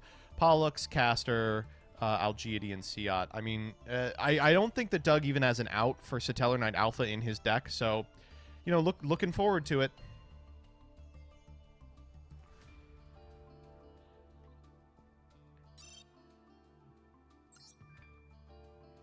All right, now the important part. What are our accessories going to be?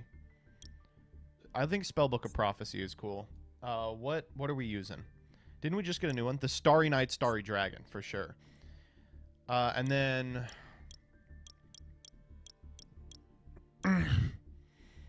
maybe the Star Hall.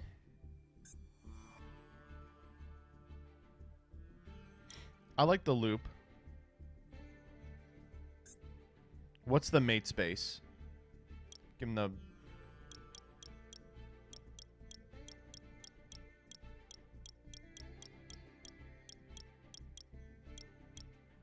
I'm gonna use D-board.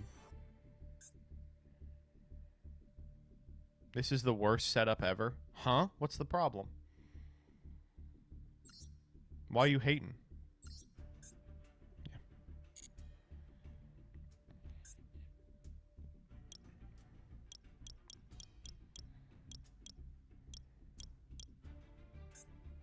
We're gonna put pumpkins on it. Star Hall pumpkins. Because they like pumpkins.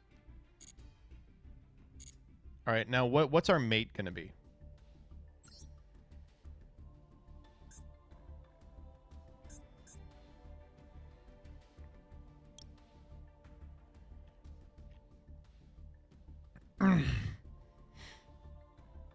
Klee?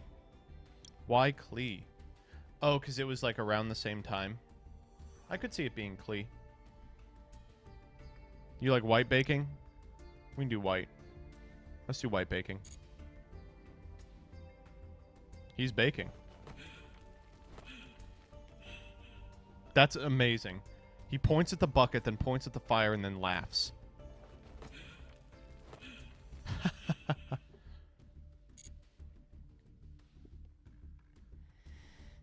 All right, I'm gonna take a piss. I'm gonna let Doug know I'm ready. Wow, I think this one's gonna be all right.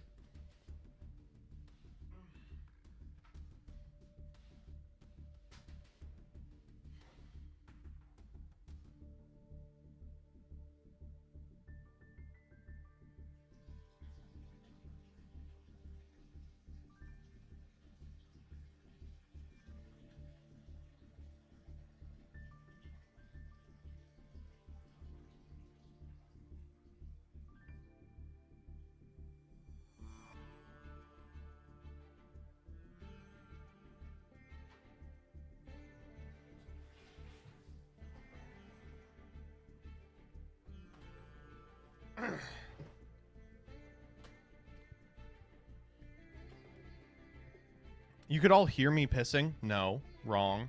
Incorrect. Just wrong. Just incorrect. You're lying.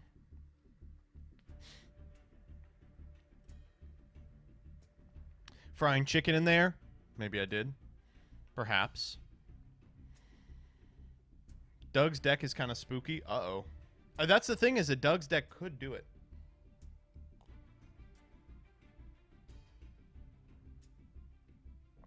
Oh.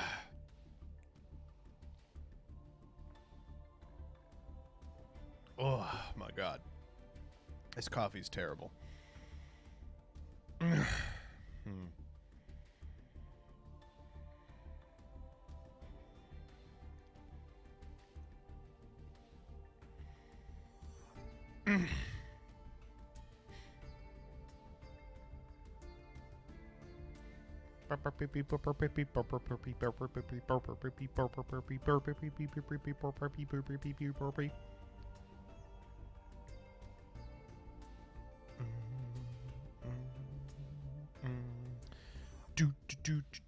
The coffee is bad because you put in the old milk.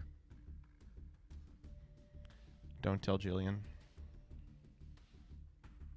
But I think it was the milk. I'm gonna go get a second glass, and I'm gonna put in new milk, and we're gonna see if it's different, okay?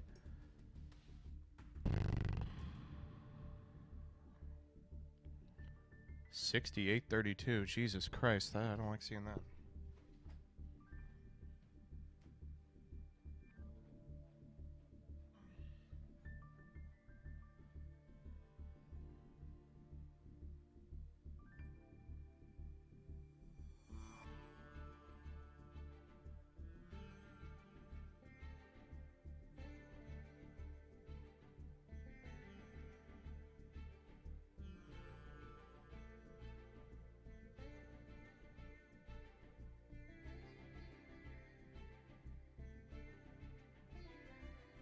That was wrong.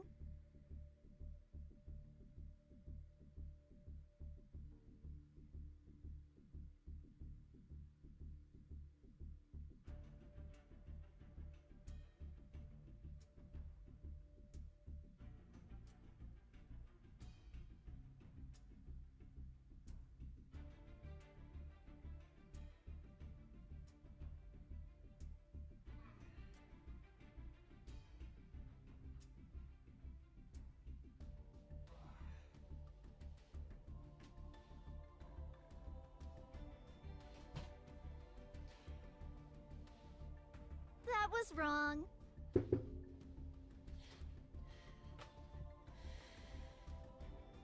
It was the milk. Yeah, no, that milk has gone bad. Fuck. How did she know? Alright, you can't let her know this. Alright, you cannot let her know this. Because if she learns it, then she is going to start throwing out the milk way before its expiration date. I don't know how this milk went bad a day before its sell-by. Was it chunky? No, it's just sour.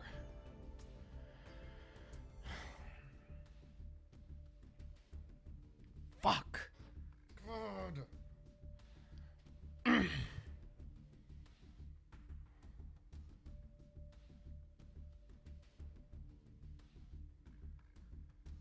Opening Twitter right now. Do not fucking tell her.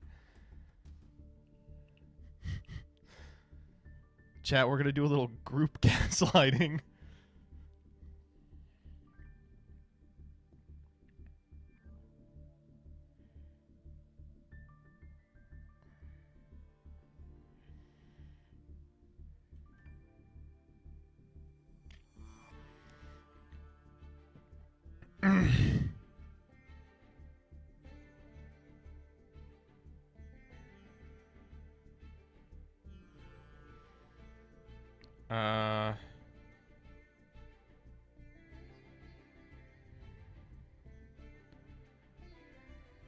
Is Doug around? Is he just about done?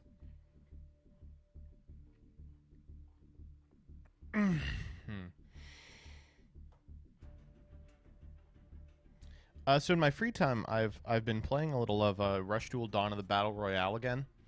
I'm trying to like clear out all the games, and I gotta tell you, man, this game is just so close.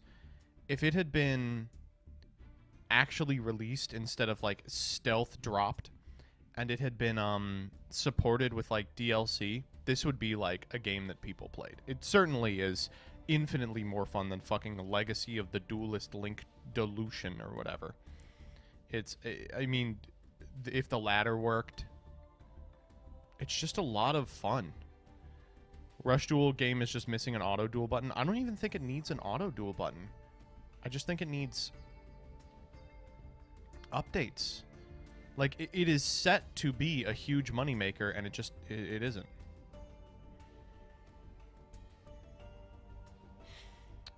I'm almost done cleaning out everyone, though. I just have to get the guys in the Sacred Garden or whatever.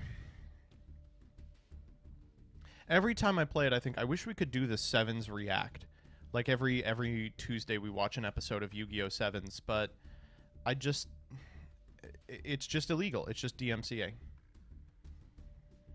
It is just illegal. I remember when I was like, oh, you know, I was texting Coder. I was like, Coder, how'd you do the Vrains watch along? Because I want to do the same thing. And he's like, oh, I broke the law. And I was like, you can't, what? Huh? He was like, yeah, I just figured no one would rat me out. I was like, oh, well, I can't figure that out at all.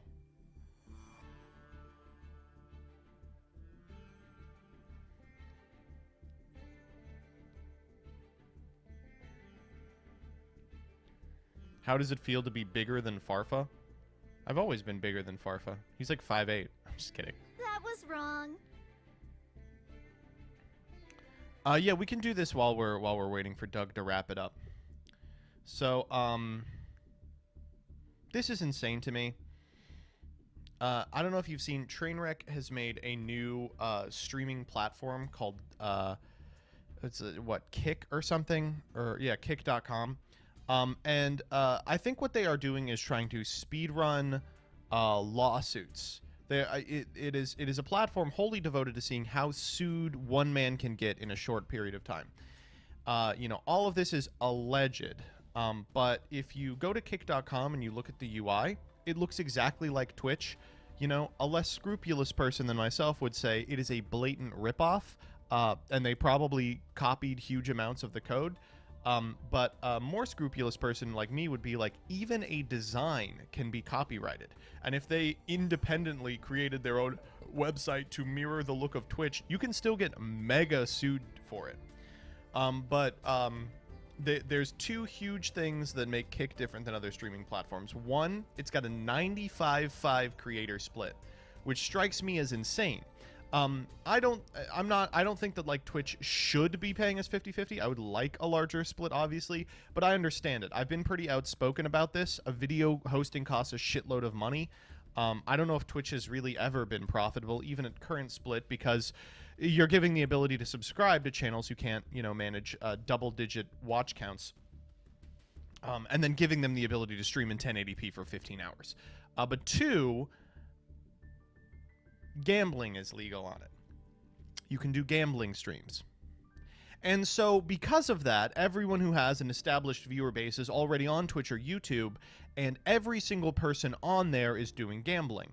I've viewed the front page a couple of times. There was one time I saw just fucking hentai on the front page. Someone was just 24/7 hentai stream.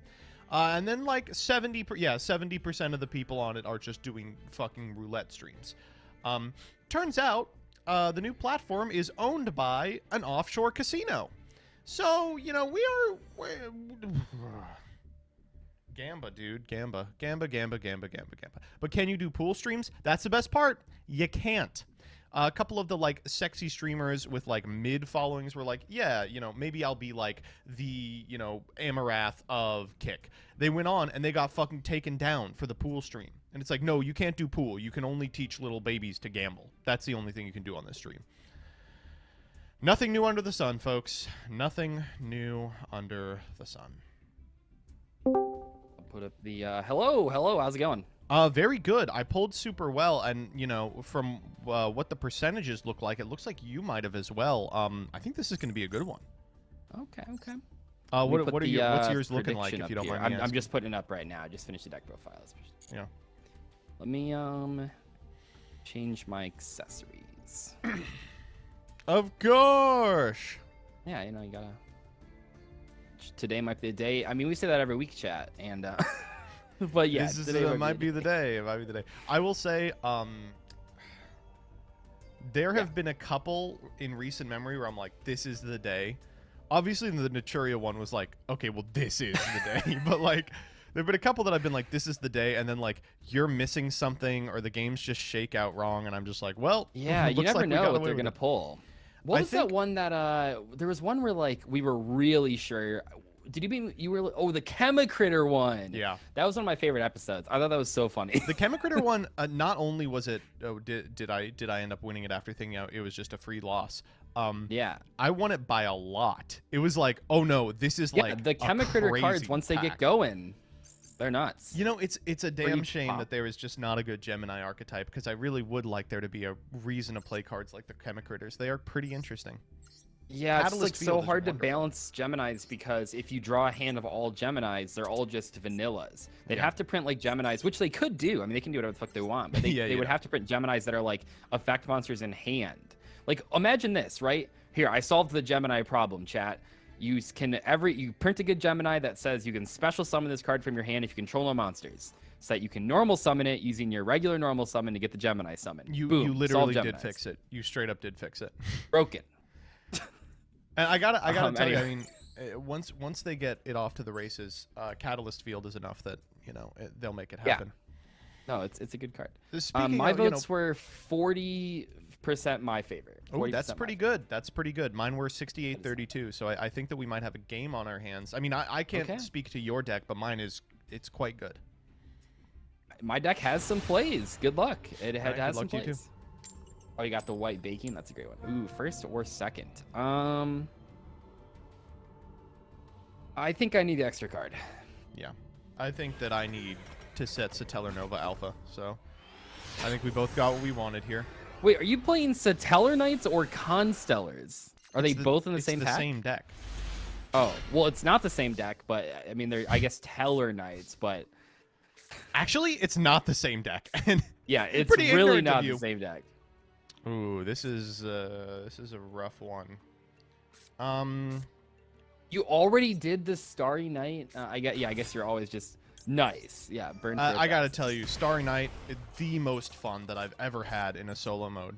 Really, I test the love limits that of what deck. can be I played considered that for a video. Yu-Gi-Oh. It was great. It's fun. Can you possibly beat Alzham Pass? Like, truly, I don't think so. I couldn't. I couldn't for a moment. But this is kind of interesting. Because I feel like I can't just let you. Normal summon a second time. Yeah. Why I'll not? normal Oh summon my Alex. god, you have him! You do I have him. him. All right, there I he do. is. I'm yeah. in real. Attack. Oh, you're not activating him though. Oh, good. I was hoping you would pull him, because this pack really does not do a lot if you don't have Fallen of Albat. Yeah, yeah. I don't think there's a target that you could make with the. Oh, okay. There. Yeah. It's Yeah, a yeah. one. This means But no there's nothing. I would Albion, have anything. right? I don't have anything to banish, so I don't know if that's like a play. Oh yeah. Of course. Ooh, okay. We are gonna be playing some Yu-Gi-Oh here today. We're gaming. We're gaming today. One thing I did not know about this pack that was a little bit sad, because I got really excited when I kept pulling branded opening, was that this pack does not have a Luber, which I find There kinda is no weird. Boober of Duber in here, no. Yeah. It's kind of Okay, like you the don't need Dama to drink thing in this TCG. All right, Altair is a rare Yeah, for yeah. some reason. What's going on here? Oh yeah. Okay, so what could you summon with just two that would like actually matter? A Praspy? I don't know what you're talking Yeah. about. I'm just trying to do 1,000 here. I don't even remember the Dark Satellar Knight effect. There's a Dark Satellar Knight. Yeah. Oh.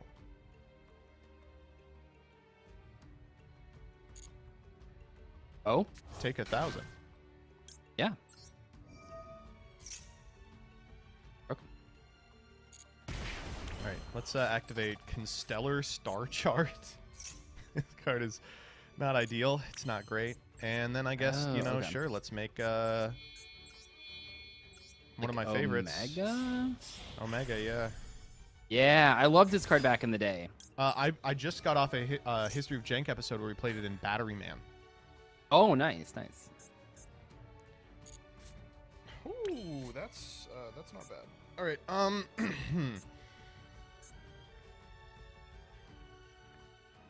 let's go to combat. Chat, do you guys know what this card does? You ever read it?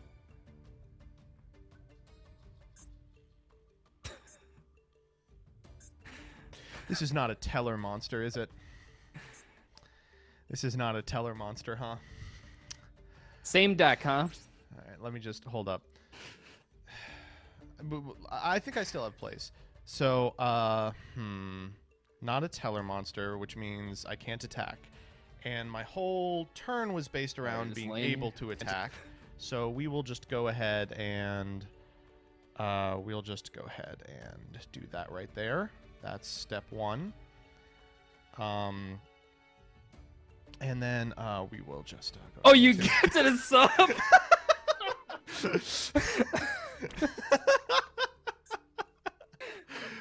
All right. Plus ahead. 1 deep sub. Oh my gosh, my cat is just walking all across my desk right now. Oh Jesus. Okay, here we go. Here we go. Bro, I need the mouse back. Here comes the second Fallen of Albaz. Okay, we are fucking gaming right now. Wow. Okay. Is that what I'm doing is that what I'm doing right now? I kind of want to. Yeah. Activate. Oh shit. Yeah. Activate. Uh-huh. That is fine. Use these two. Oh, Albion. Albion. Oh, fuck. Or Lubellion. Sorry? Yeah, active effect. Oh, Jesus Christ. Card. I mean, there's just no way, right?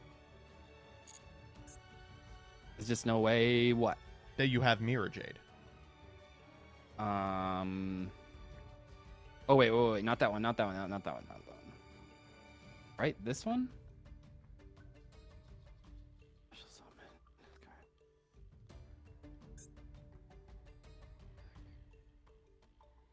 Wait, I need to read this card real quick. I need to read this card to understand it. If this card is in your hand or graveyard, you can send one Fallen of Albaz Remembrance from your hand or deck to the grave. Then apply the from where you sent it from. Deck. Oh, okay.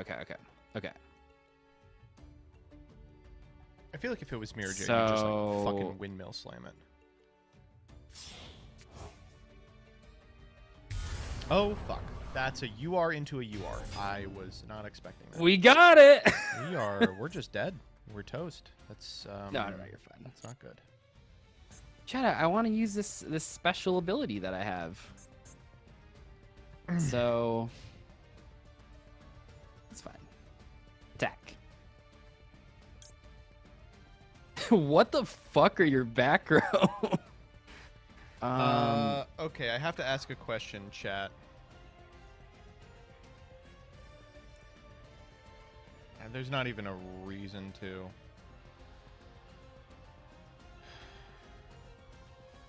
What, do you have like a rush recklessly down there? A little better. Behold the the fuck? Beast King Unleashed.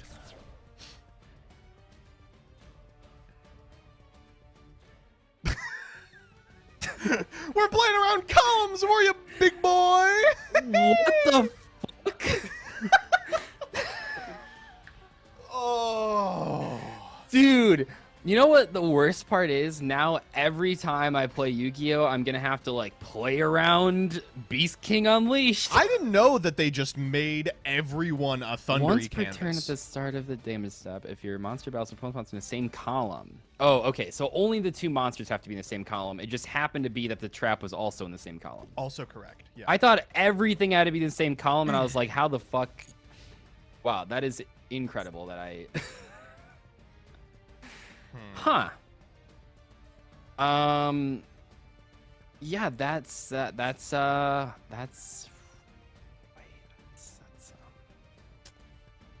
that's just not nice. I mean, you're. So you say this is. Fallen Valdez. Am I sending fucking ass is so that? good. What do these cards that I have do? Albion is such a neat little card. He's.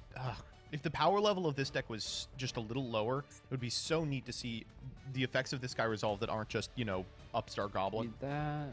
Yeah. It's a cool card though, especially like once the structure deck first came out and people were playing Yeah. like 3 of them. Yeah. It was pretty cool. So this card, man, I actually think it is. Oh man, this is a hard choice.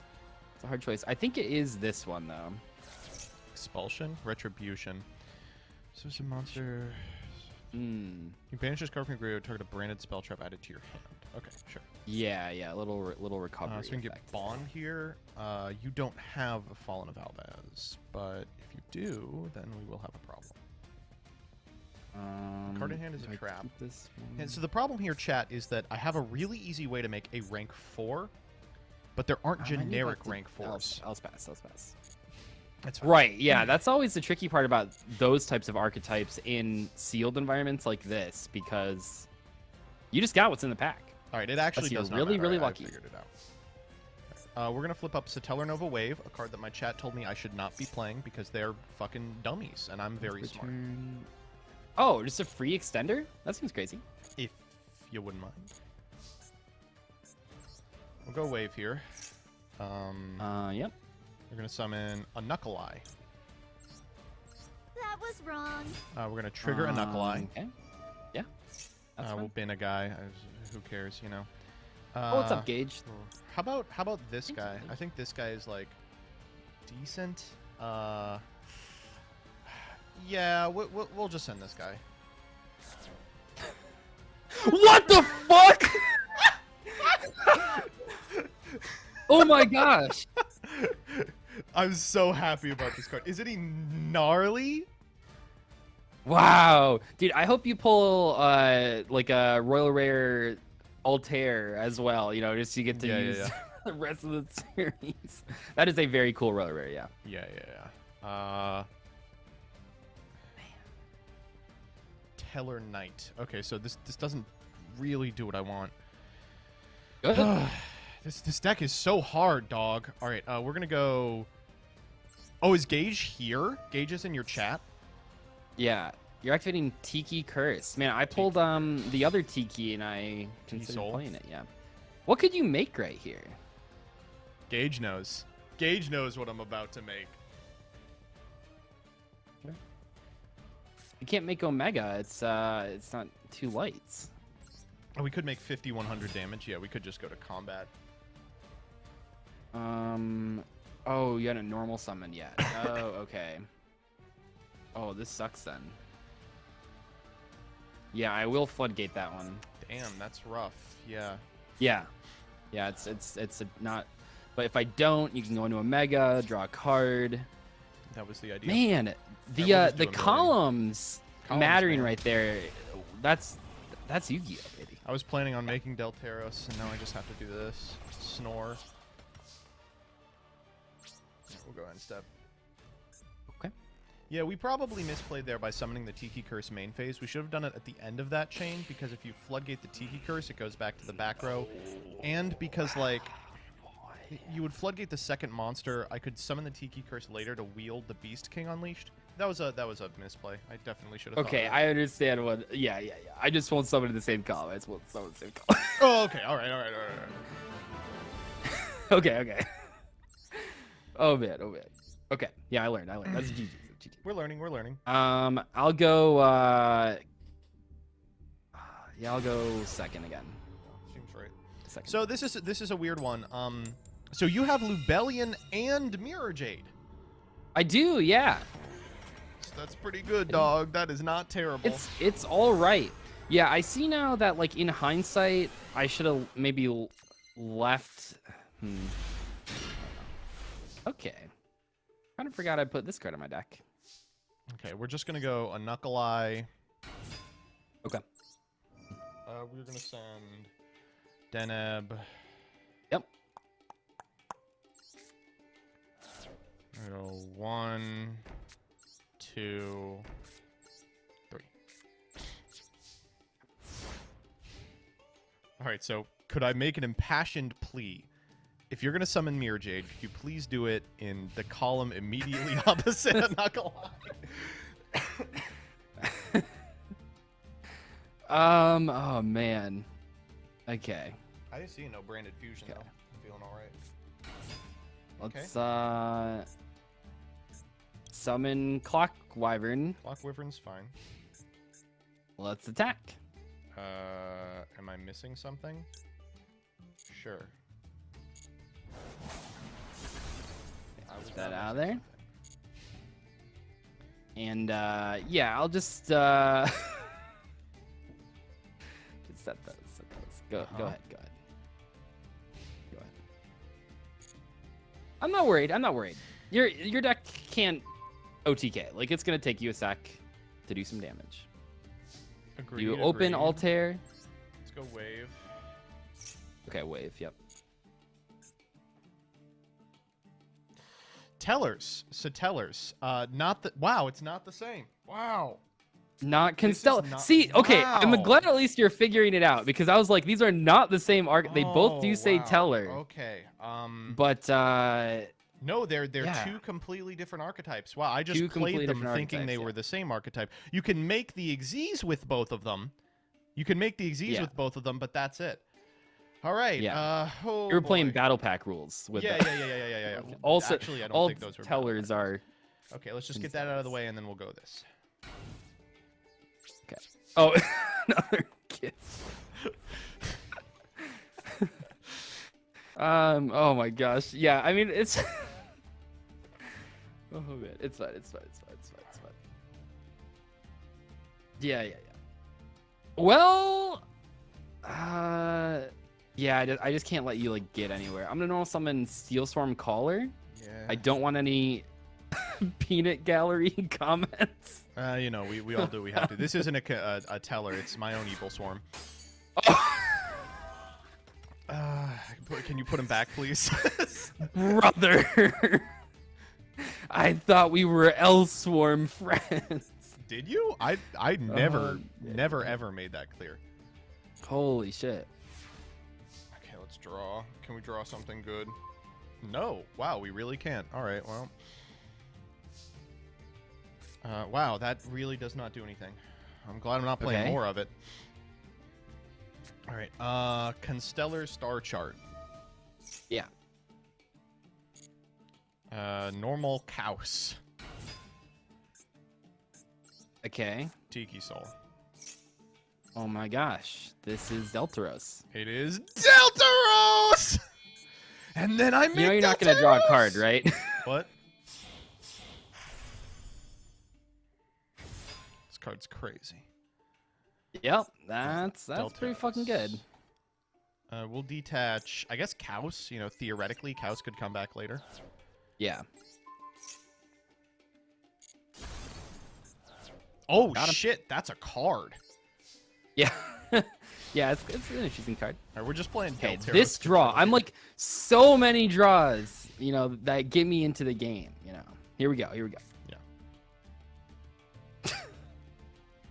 You got time, I'll tell you that. Yeah, we got time. Unless I draw Um, Altair, then you're dead. Oh gosh. Like, do I summon this for the deck thinning? The chat saying he is top decking. Are you looking at the hand? He's got 5 cards in hand. Fuck. Buck 53. Yeah, I'll do it for the deck thinning. Normal summon Blaze Man. Oh, that's actually. Did you get this from the pack? Yeah. Well, no, from like like the like outside the pack. That's pretty crazy. I'm not gonna lie. That is not terrible. Yeah, no, it's fine. It's fine. Yeah, go ahead. Okay. Yeah. We're good. We're fine. We're fine. Don't draw Altair. I swear to I did God. not. Okay, Don't okay. worry, I didn't. We'll go Delteros here. Yeah. Up in that one. Okay.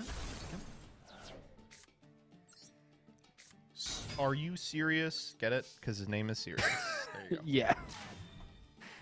What a great monster. Like Pot of Avarice? Yeah, but one. Okay. All right, here you go. I mean, Okay. It's fine. There's like so many draws that let me play the game right here. We're really good. Okay. mm-hmm. Okay. Okay. I'm gonna go reveal Ecclesia. Oh my god. Yeah, it's a pretty good draw. I'll say that. That's a decent one, dude. Yeah, That's I'll take an that. I'll alright take that. I'll take one. that. Let's summon it over here because now we're playing around attacking columns because but that's this the one world is that we just a live in. little bit better.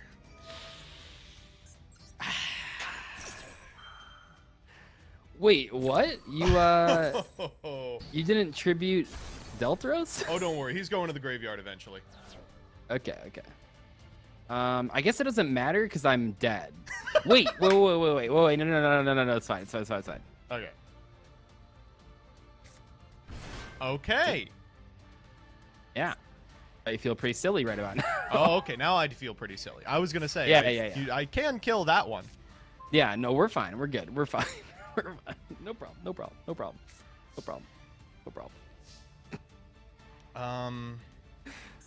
We'll go Delteros here. Yeah. We'll pop this. What rarity is alpha, by the way? It's just a super, right? Yeah. Yeah. Okay. Not too bad. Now you were a little concerned about that alpha. I think you should be concerned about this alpha. Never seen this card in my life. All right. It makes my my Delteros a towers. Okay. I can see how that would be good. It's fine. We'll draw. Okay. Normal summon? Oh, that's a good one. That's really good. Yep. Oh, you have Brand Infusion! Yep. Dog! Yeah, we're Oh, gaming out shit. here today. Oh no. Yeah, let's go fusion. Oh my god, I should have saved the alpha for that. What am I summoning here? I mean, you have an out to Delter. I mean, it's not pretty. Yeah, that's the thing.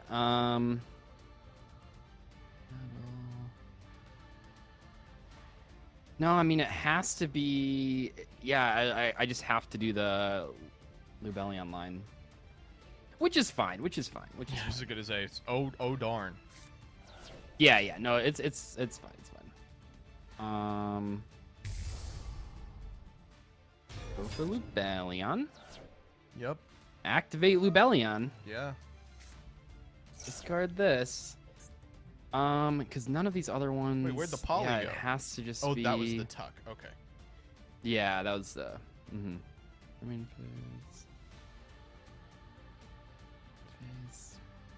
man. Yeah, I really don't want to. What if I just don't? Yeah, I don't have to. I don't have to. Yeah. I agree. I'm the master of my own destiny. I've always been saying This that. time I'm gonna. Well. Okay, so last time. Last time I lost because I shuffled back the Elbaz, but maybe this time it's fine to shuffle back. Oh man.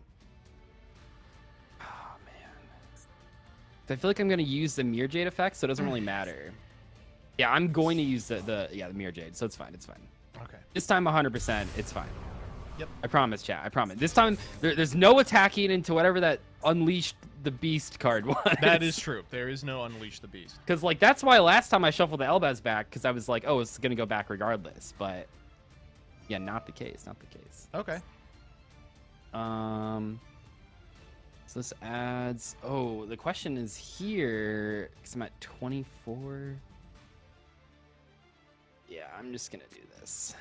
Expulsion. That's good. Yeah. Or Retribution, rather. Whatever it is. And then I am actually just going to pass. I see. Yeah. Okay. Oh, because then you live till next turn. Oh, chat, you're right. Yeah, if I did play the branded opening still, I could have branded opening with no targets. I could have sent that to crash the Mirror Jade and let it survive. All right. That is a good point. La da dee, la da do, la da dum. Yeah. I'm actually a little surprised that you're... Oh, wait, this Calling Banished monsters?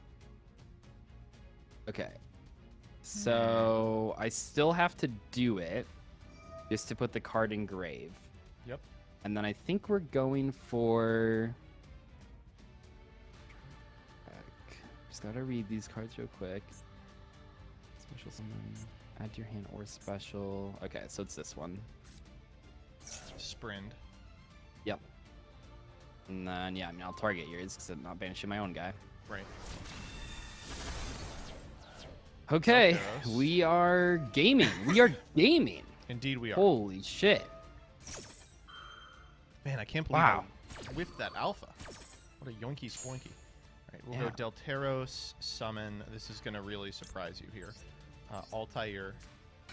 Yeah. Altair Makes sense. effect. Grab Deneb. Oh! Ooh? I didn't realize we could get Delteros. Yeah. Really? Yeah, that was like one of the old fun things to do. And that effect is not once per turn, so we could get Delteros, walk in a kit, do 7 plus, that's what, 8, right? 8 plus 7, that's lethal. Yeah, you should. In defense position. No, you realized it! Fuck! We learn more every day, chat. We Oh, truly- man, I was we like, truly learn please more. summon the Deltaros. I was this close. Oh, you Oh must, my you must think I was gosh, born man. yesterday. Okay. What the fuck am I even going for? I can think of a couple good ones. Yeah, the problem is none of my, like... None of my guys resist...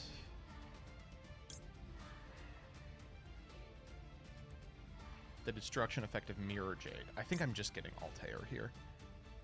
Yeah. Nor. God, this is fucking...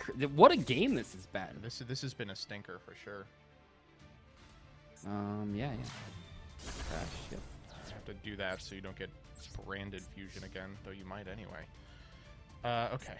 Now we go...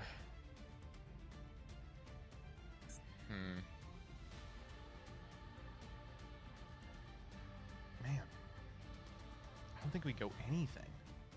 There's really not...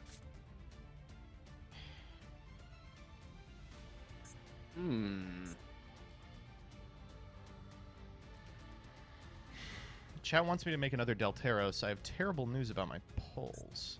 I think we're big chilling. They just wanted you to revive it.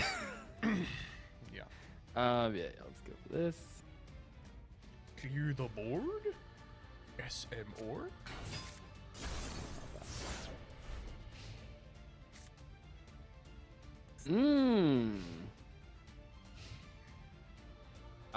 Yeah, that's interesting. Okay, so let's go activate Retribution.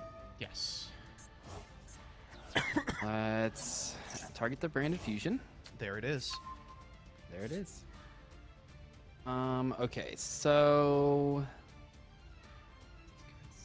I don't think there's a way to put that back at the moment. Maybe I'm wrong though. Maybe I'm wrong. Let's activate Branded Fusion. Mm-hmm. So you still have Um, Lubellion.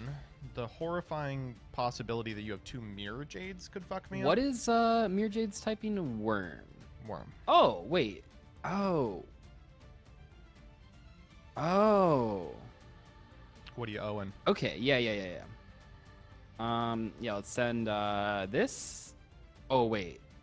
Oh. I see. Okay. Because Elbaz, the dragon in deck is not Elbaz. It's only field or grave. Yeah, that makes sense. Okay. So we'll do these. Okay. Some. Yeah, we've seen this guy already. Yep, he's been around. Activate effect. Get rid of this. Pitch branded in white. Yeah. I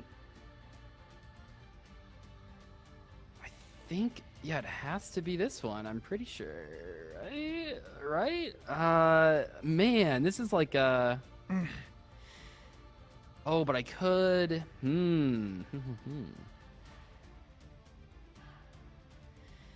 I do like that. Okay. Oh wait, but that doesn't put back the. Oh, this is so tricky. Oh man, this is weird. There's just so many options. It's kind of weird. I can do that. Phase. No, I think this one is still the right choice. Yeah. Wait, what does it take? Oh, that's why it's not the right choice. Oh, Yeah, okay, there's not an Albion chat. He had a really good Albion game 1 and just didn't go for it.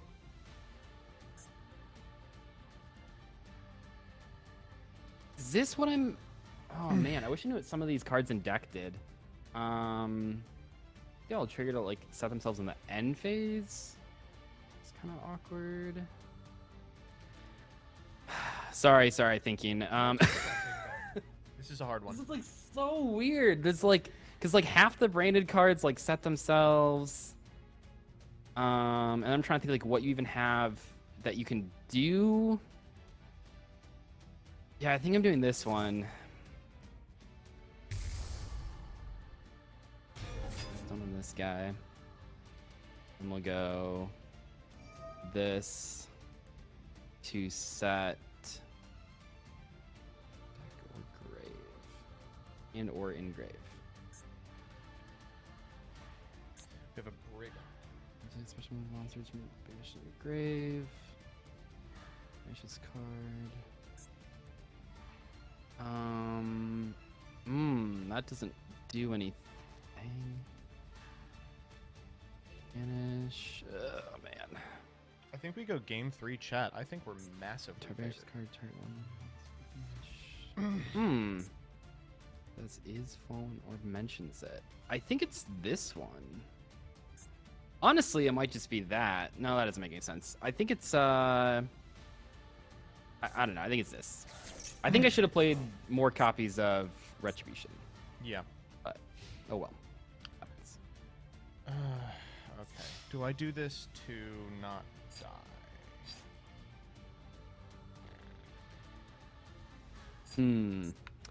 Yeah, it's kind of hard because I don't know like all the branded cards off the top of my head. So like before I use that effect, it's just kind of like I'm trying to set my board up in a spot where. Yeah, wave. Yep.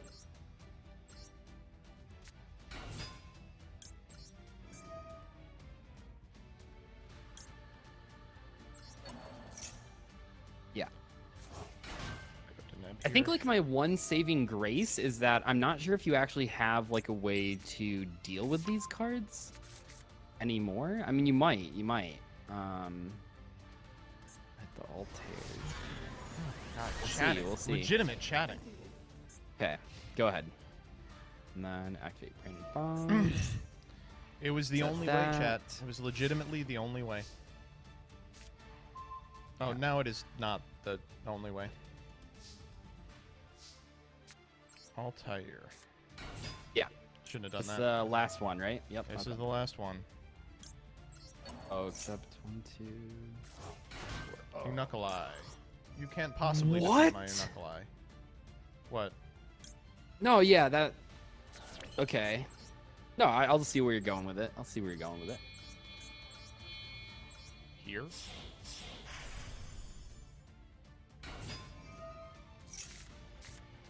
Right?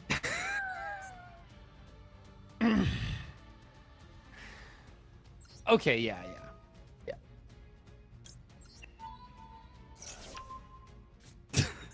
Sure. It's fine. It's fine. I It's think fine. we It's actually screwed fine. up, chat, by not using wave to summon the guy. We did just throw lethal here. He's got a turn. Okay. He's got it's fine, Mirror it's Jade fine. and Lubellion back.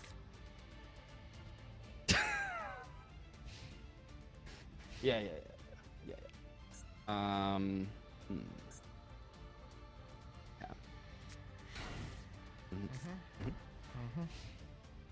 You know, the weirdest thing about this game that I did not understand or that I didn't realize would happen until this. No, I actually think I had this one if I played a second copy of Retribution to send right there at the end instead of sending the Branded Bond. Because then I could have reset Branded Fusion. I had all the combo reset into my extra deck. That would have been crazy. Oh, well. That would have been absolutely wild. This was a good game, though. It This was, like no, really that good. was- Yeah, back was- and it was forth. wild. Like, this didn't come up. I'm really sad it didn't come up. So I pulled Triple Tactics Talent, and I pulled M7. So if you activated like Omega and I had That would- Tactics, I could have that's stolen so it funny. and then overlaid on top of it. Would have been the That's craziest so shit ever. funny. Oh my god. Yeah. So why? I guess I see why you went for the Trevor now, because you went for the Nuke. I think you should have went for the Pot of Avarice guy, right? Did I have 5? Yeah, because you can shuffle for back. sure. It was like Altair, Deltaros, and then the Nuke, and then there was one other. GG's, man, what a those fun were episode. close. Those were fun.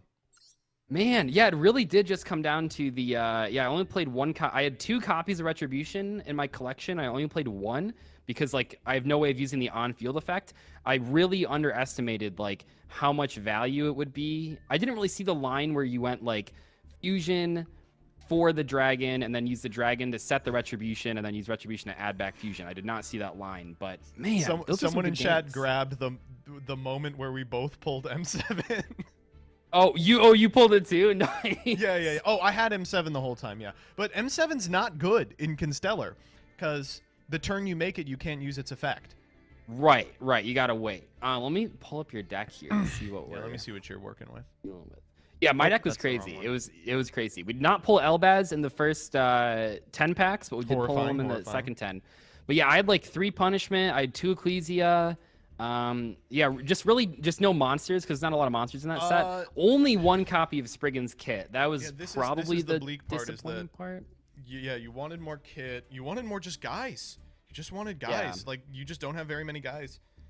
Yep, that's what. Well, Steals from Caller is a dark. He's a so, guy, it's you gotta a do what you gotta Lubellion. You have my deck pulled up on your stream, so it's Yeah, hard here, to see. let me go to mine. Which It's just constructed. Like, obviously, it's not playing the oh, the- 2 didn't have it's not playing the continuous Wow, traps the or anything. 2 But like 2 alpha. alpha. Moonmere Shield out of the non-pack. Triple Altair. Yeah, Curtain Raiser, not double bad the either. Neb. I mean, we What's pulled that just everything we Satellar wanted. next to like the last Satellar in the lineup there? Oh, What's that one? Capella? Next to Curtain He's Raiser. just a 4. Next to Curtain. He's Just a 4. awful. Okay. You can treat level 4 or Damn. lower Tellarknight monsters you control as 5 when Xyz summoning using 3 or more monsters as Xyz materials. So if we pulled That Pleiades, this is- would be good, but we didn't. Yeah, but so. say none of that. You kind of sucked on the no rank 5s. so you couldn't I really use was the doing a little Kraus. bit of next leveling when you were. I was like, is there a Dark Teller? But we actually don't Yeah, have a yeah, reason to go yeah. into this guy. We It literally takes have 2. no reason. So to what make does this him. card do? All monsters on the field become dark. You can attach one, discard one card. Yeah. Okay. So it isn't. ranks it. That's what I was wondering. I So you wasn't. can I couldn't use remember if Ptolemy it was the an same on turn you summon make effect. this. Oh. That was wrong. Mm.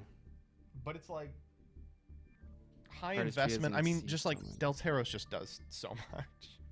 Yeah, I'm a little bit surprised that you never went into the 2-card Teller Knight or Oh. the 2-card bounce because you can go into the Dark Teller Knight into the Triver.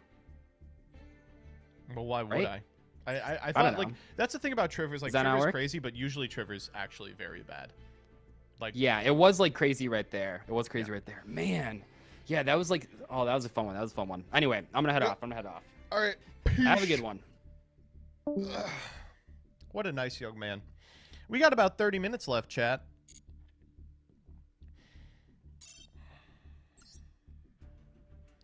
And for those last 30 minutes, to keep y'all around, let's do a little giveaway, huh?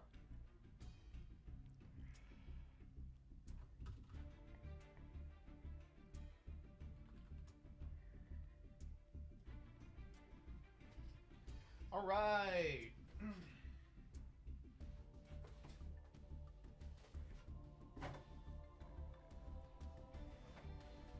Today's giveaway is sponsored by Pyramid. That's PVR Pyramid.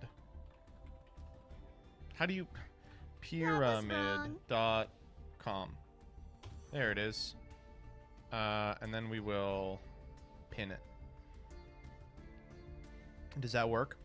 All right, Pyramid makes, if you're unfamiliar, high-quality field cloths. They are 2-player mats. They look and feel incredible. In my opinion, just sort of the natural evolution of Spellgrounds, now that Spellgrounds aren't able to make them the same way that they used to because fucking import controls. But today we are going to be raffling off one of their new collections, the Neon Theater. It is the Punk Cloth. Let me just... Here it is. Ooh, look at that. We got her over there. We got her over there. It is nice. And, notably, this one has the red stitching around it, which is extremely difficult to get because usually they're only sent out to influencers. If you want to pick up one of these in a different stitching or fabric on your own, you can. Just click that link, but they are expensive. So if this is, if you've always wanted one but didn't have the ability to, in a couple of seconds, you're going to type exclamation mark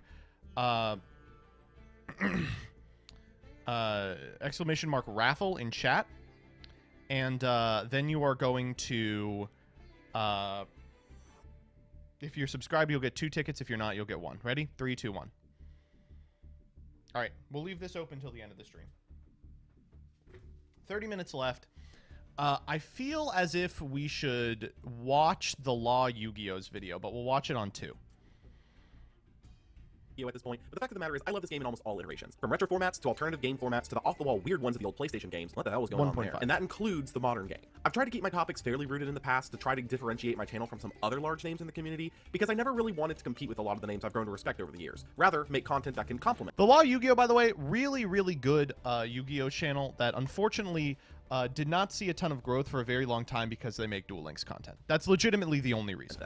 However, this particular year in the game has been far more of a roller coaster than I think any of us expected after the massive disappointments of like 85% of the sets released in 2021. And I'd like to talk about that today. In short, Yu-Gi-Oh! Over the past year has seen almost every major block of the year bring some kind of meta-warping presence to the game. That is true. It is actually shocking during COVID how much Yu-Gi-Oh! Lucked out and printing just stinker after stinker after stinker. Strategies released within the past year have brought me some of the most joy I've personally had in the game in some time. We've had 4 main sets, 3 structure decks, 2 deck building sets, reprint sets galore, and even the supposed end of the legendary Duelist sets, which we'll get into later, which have all brought something to the table no matter how small. So let's rewind a bit to the start of the year.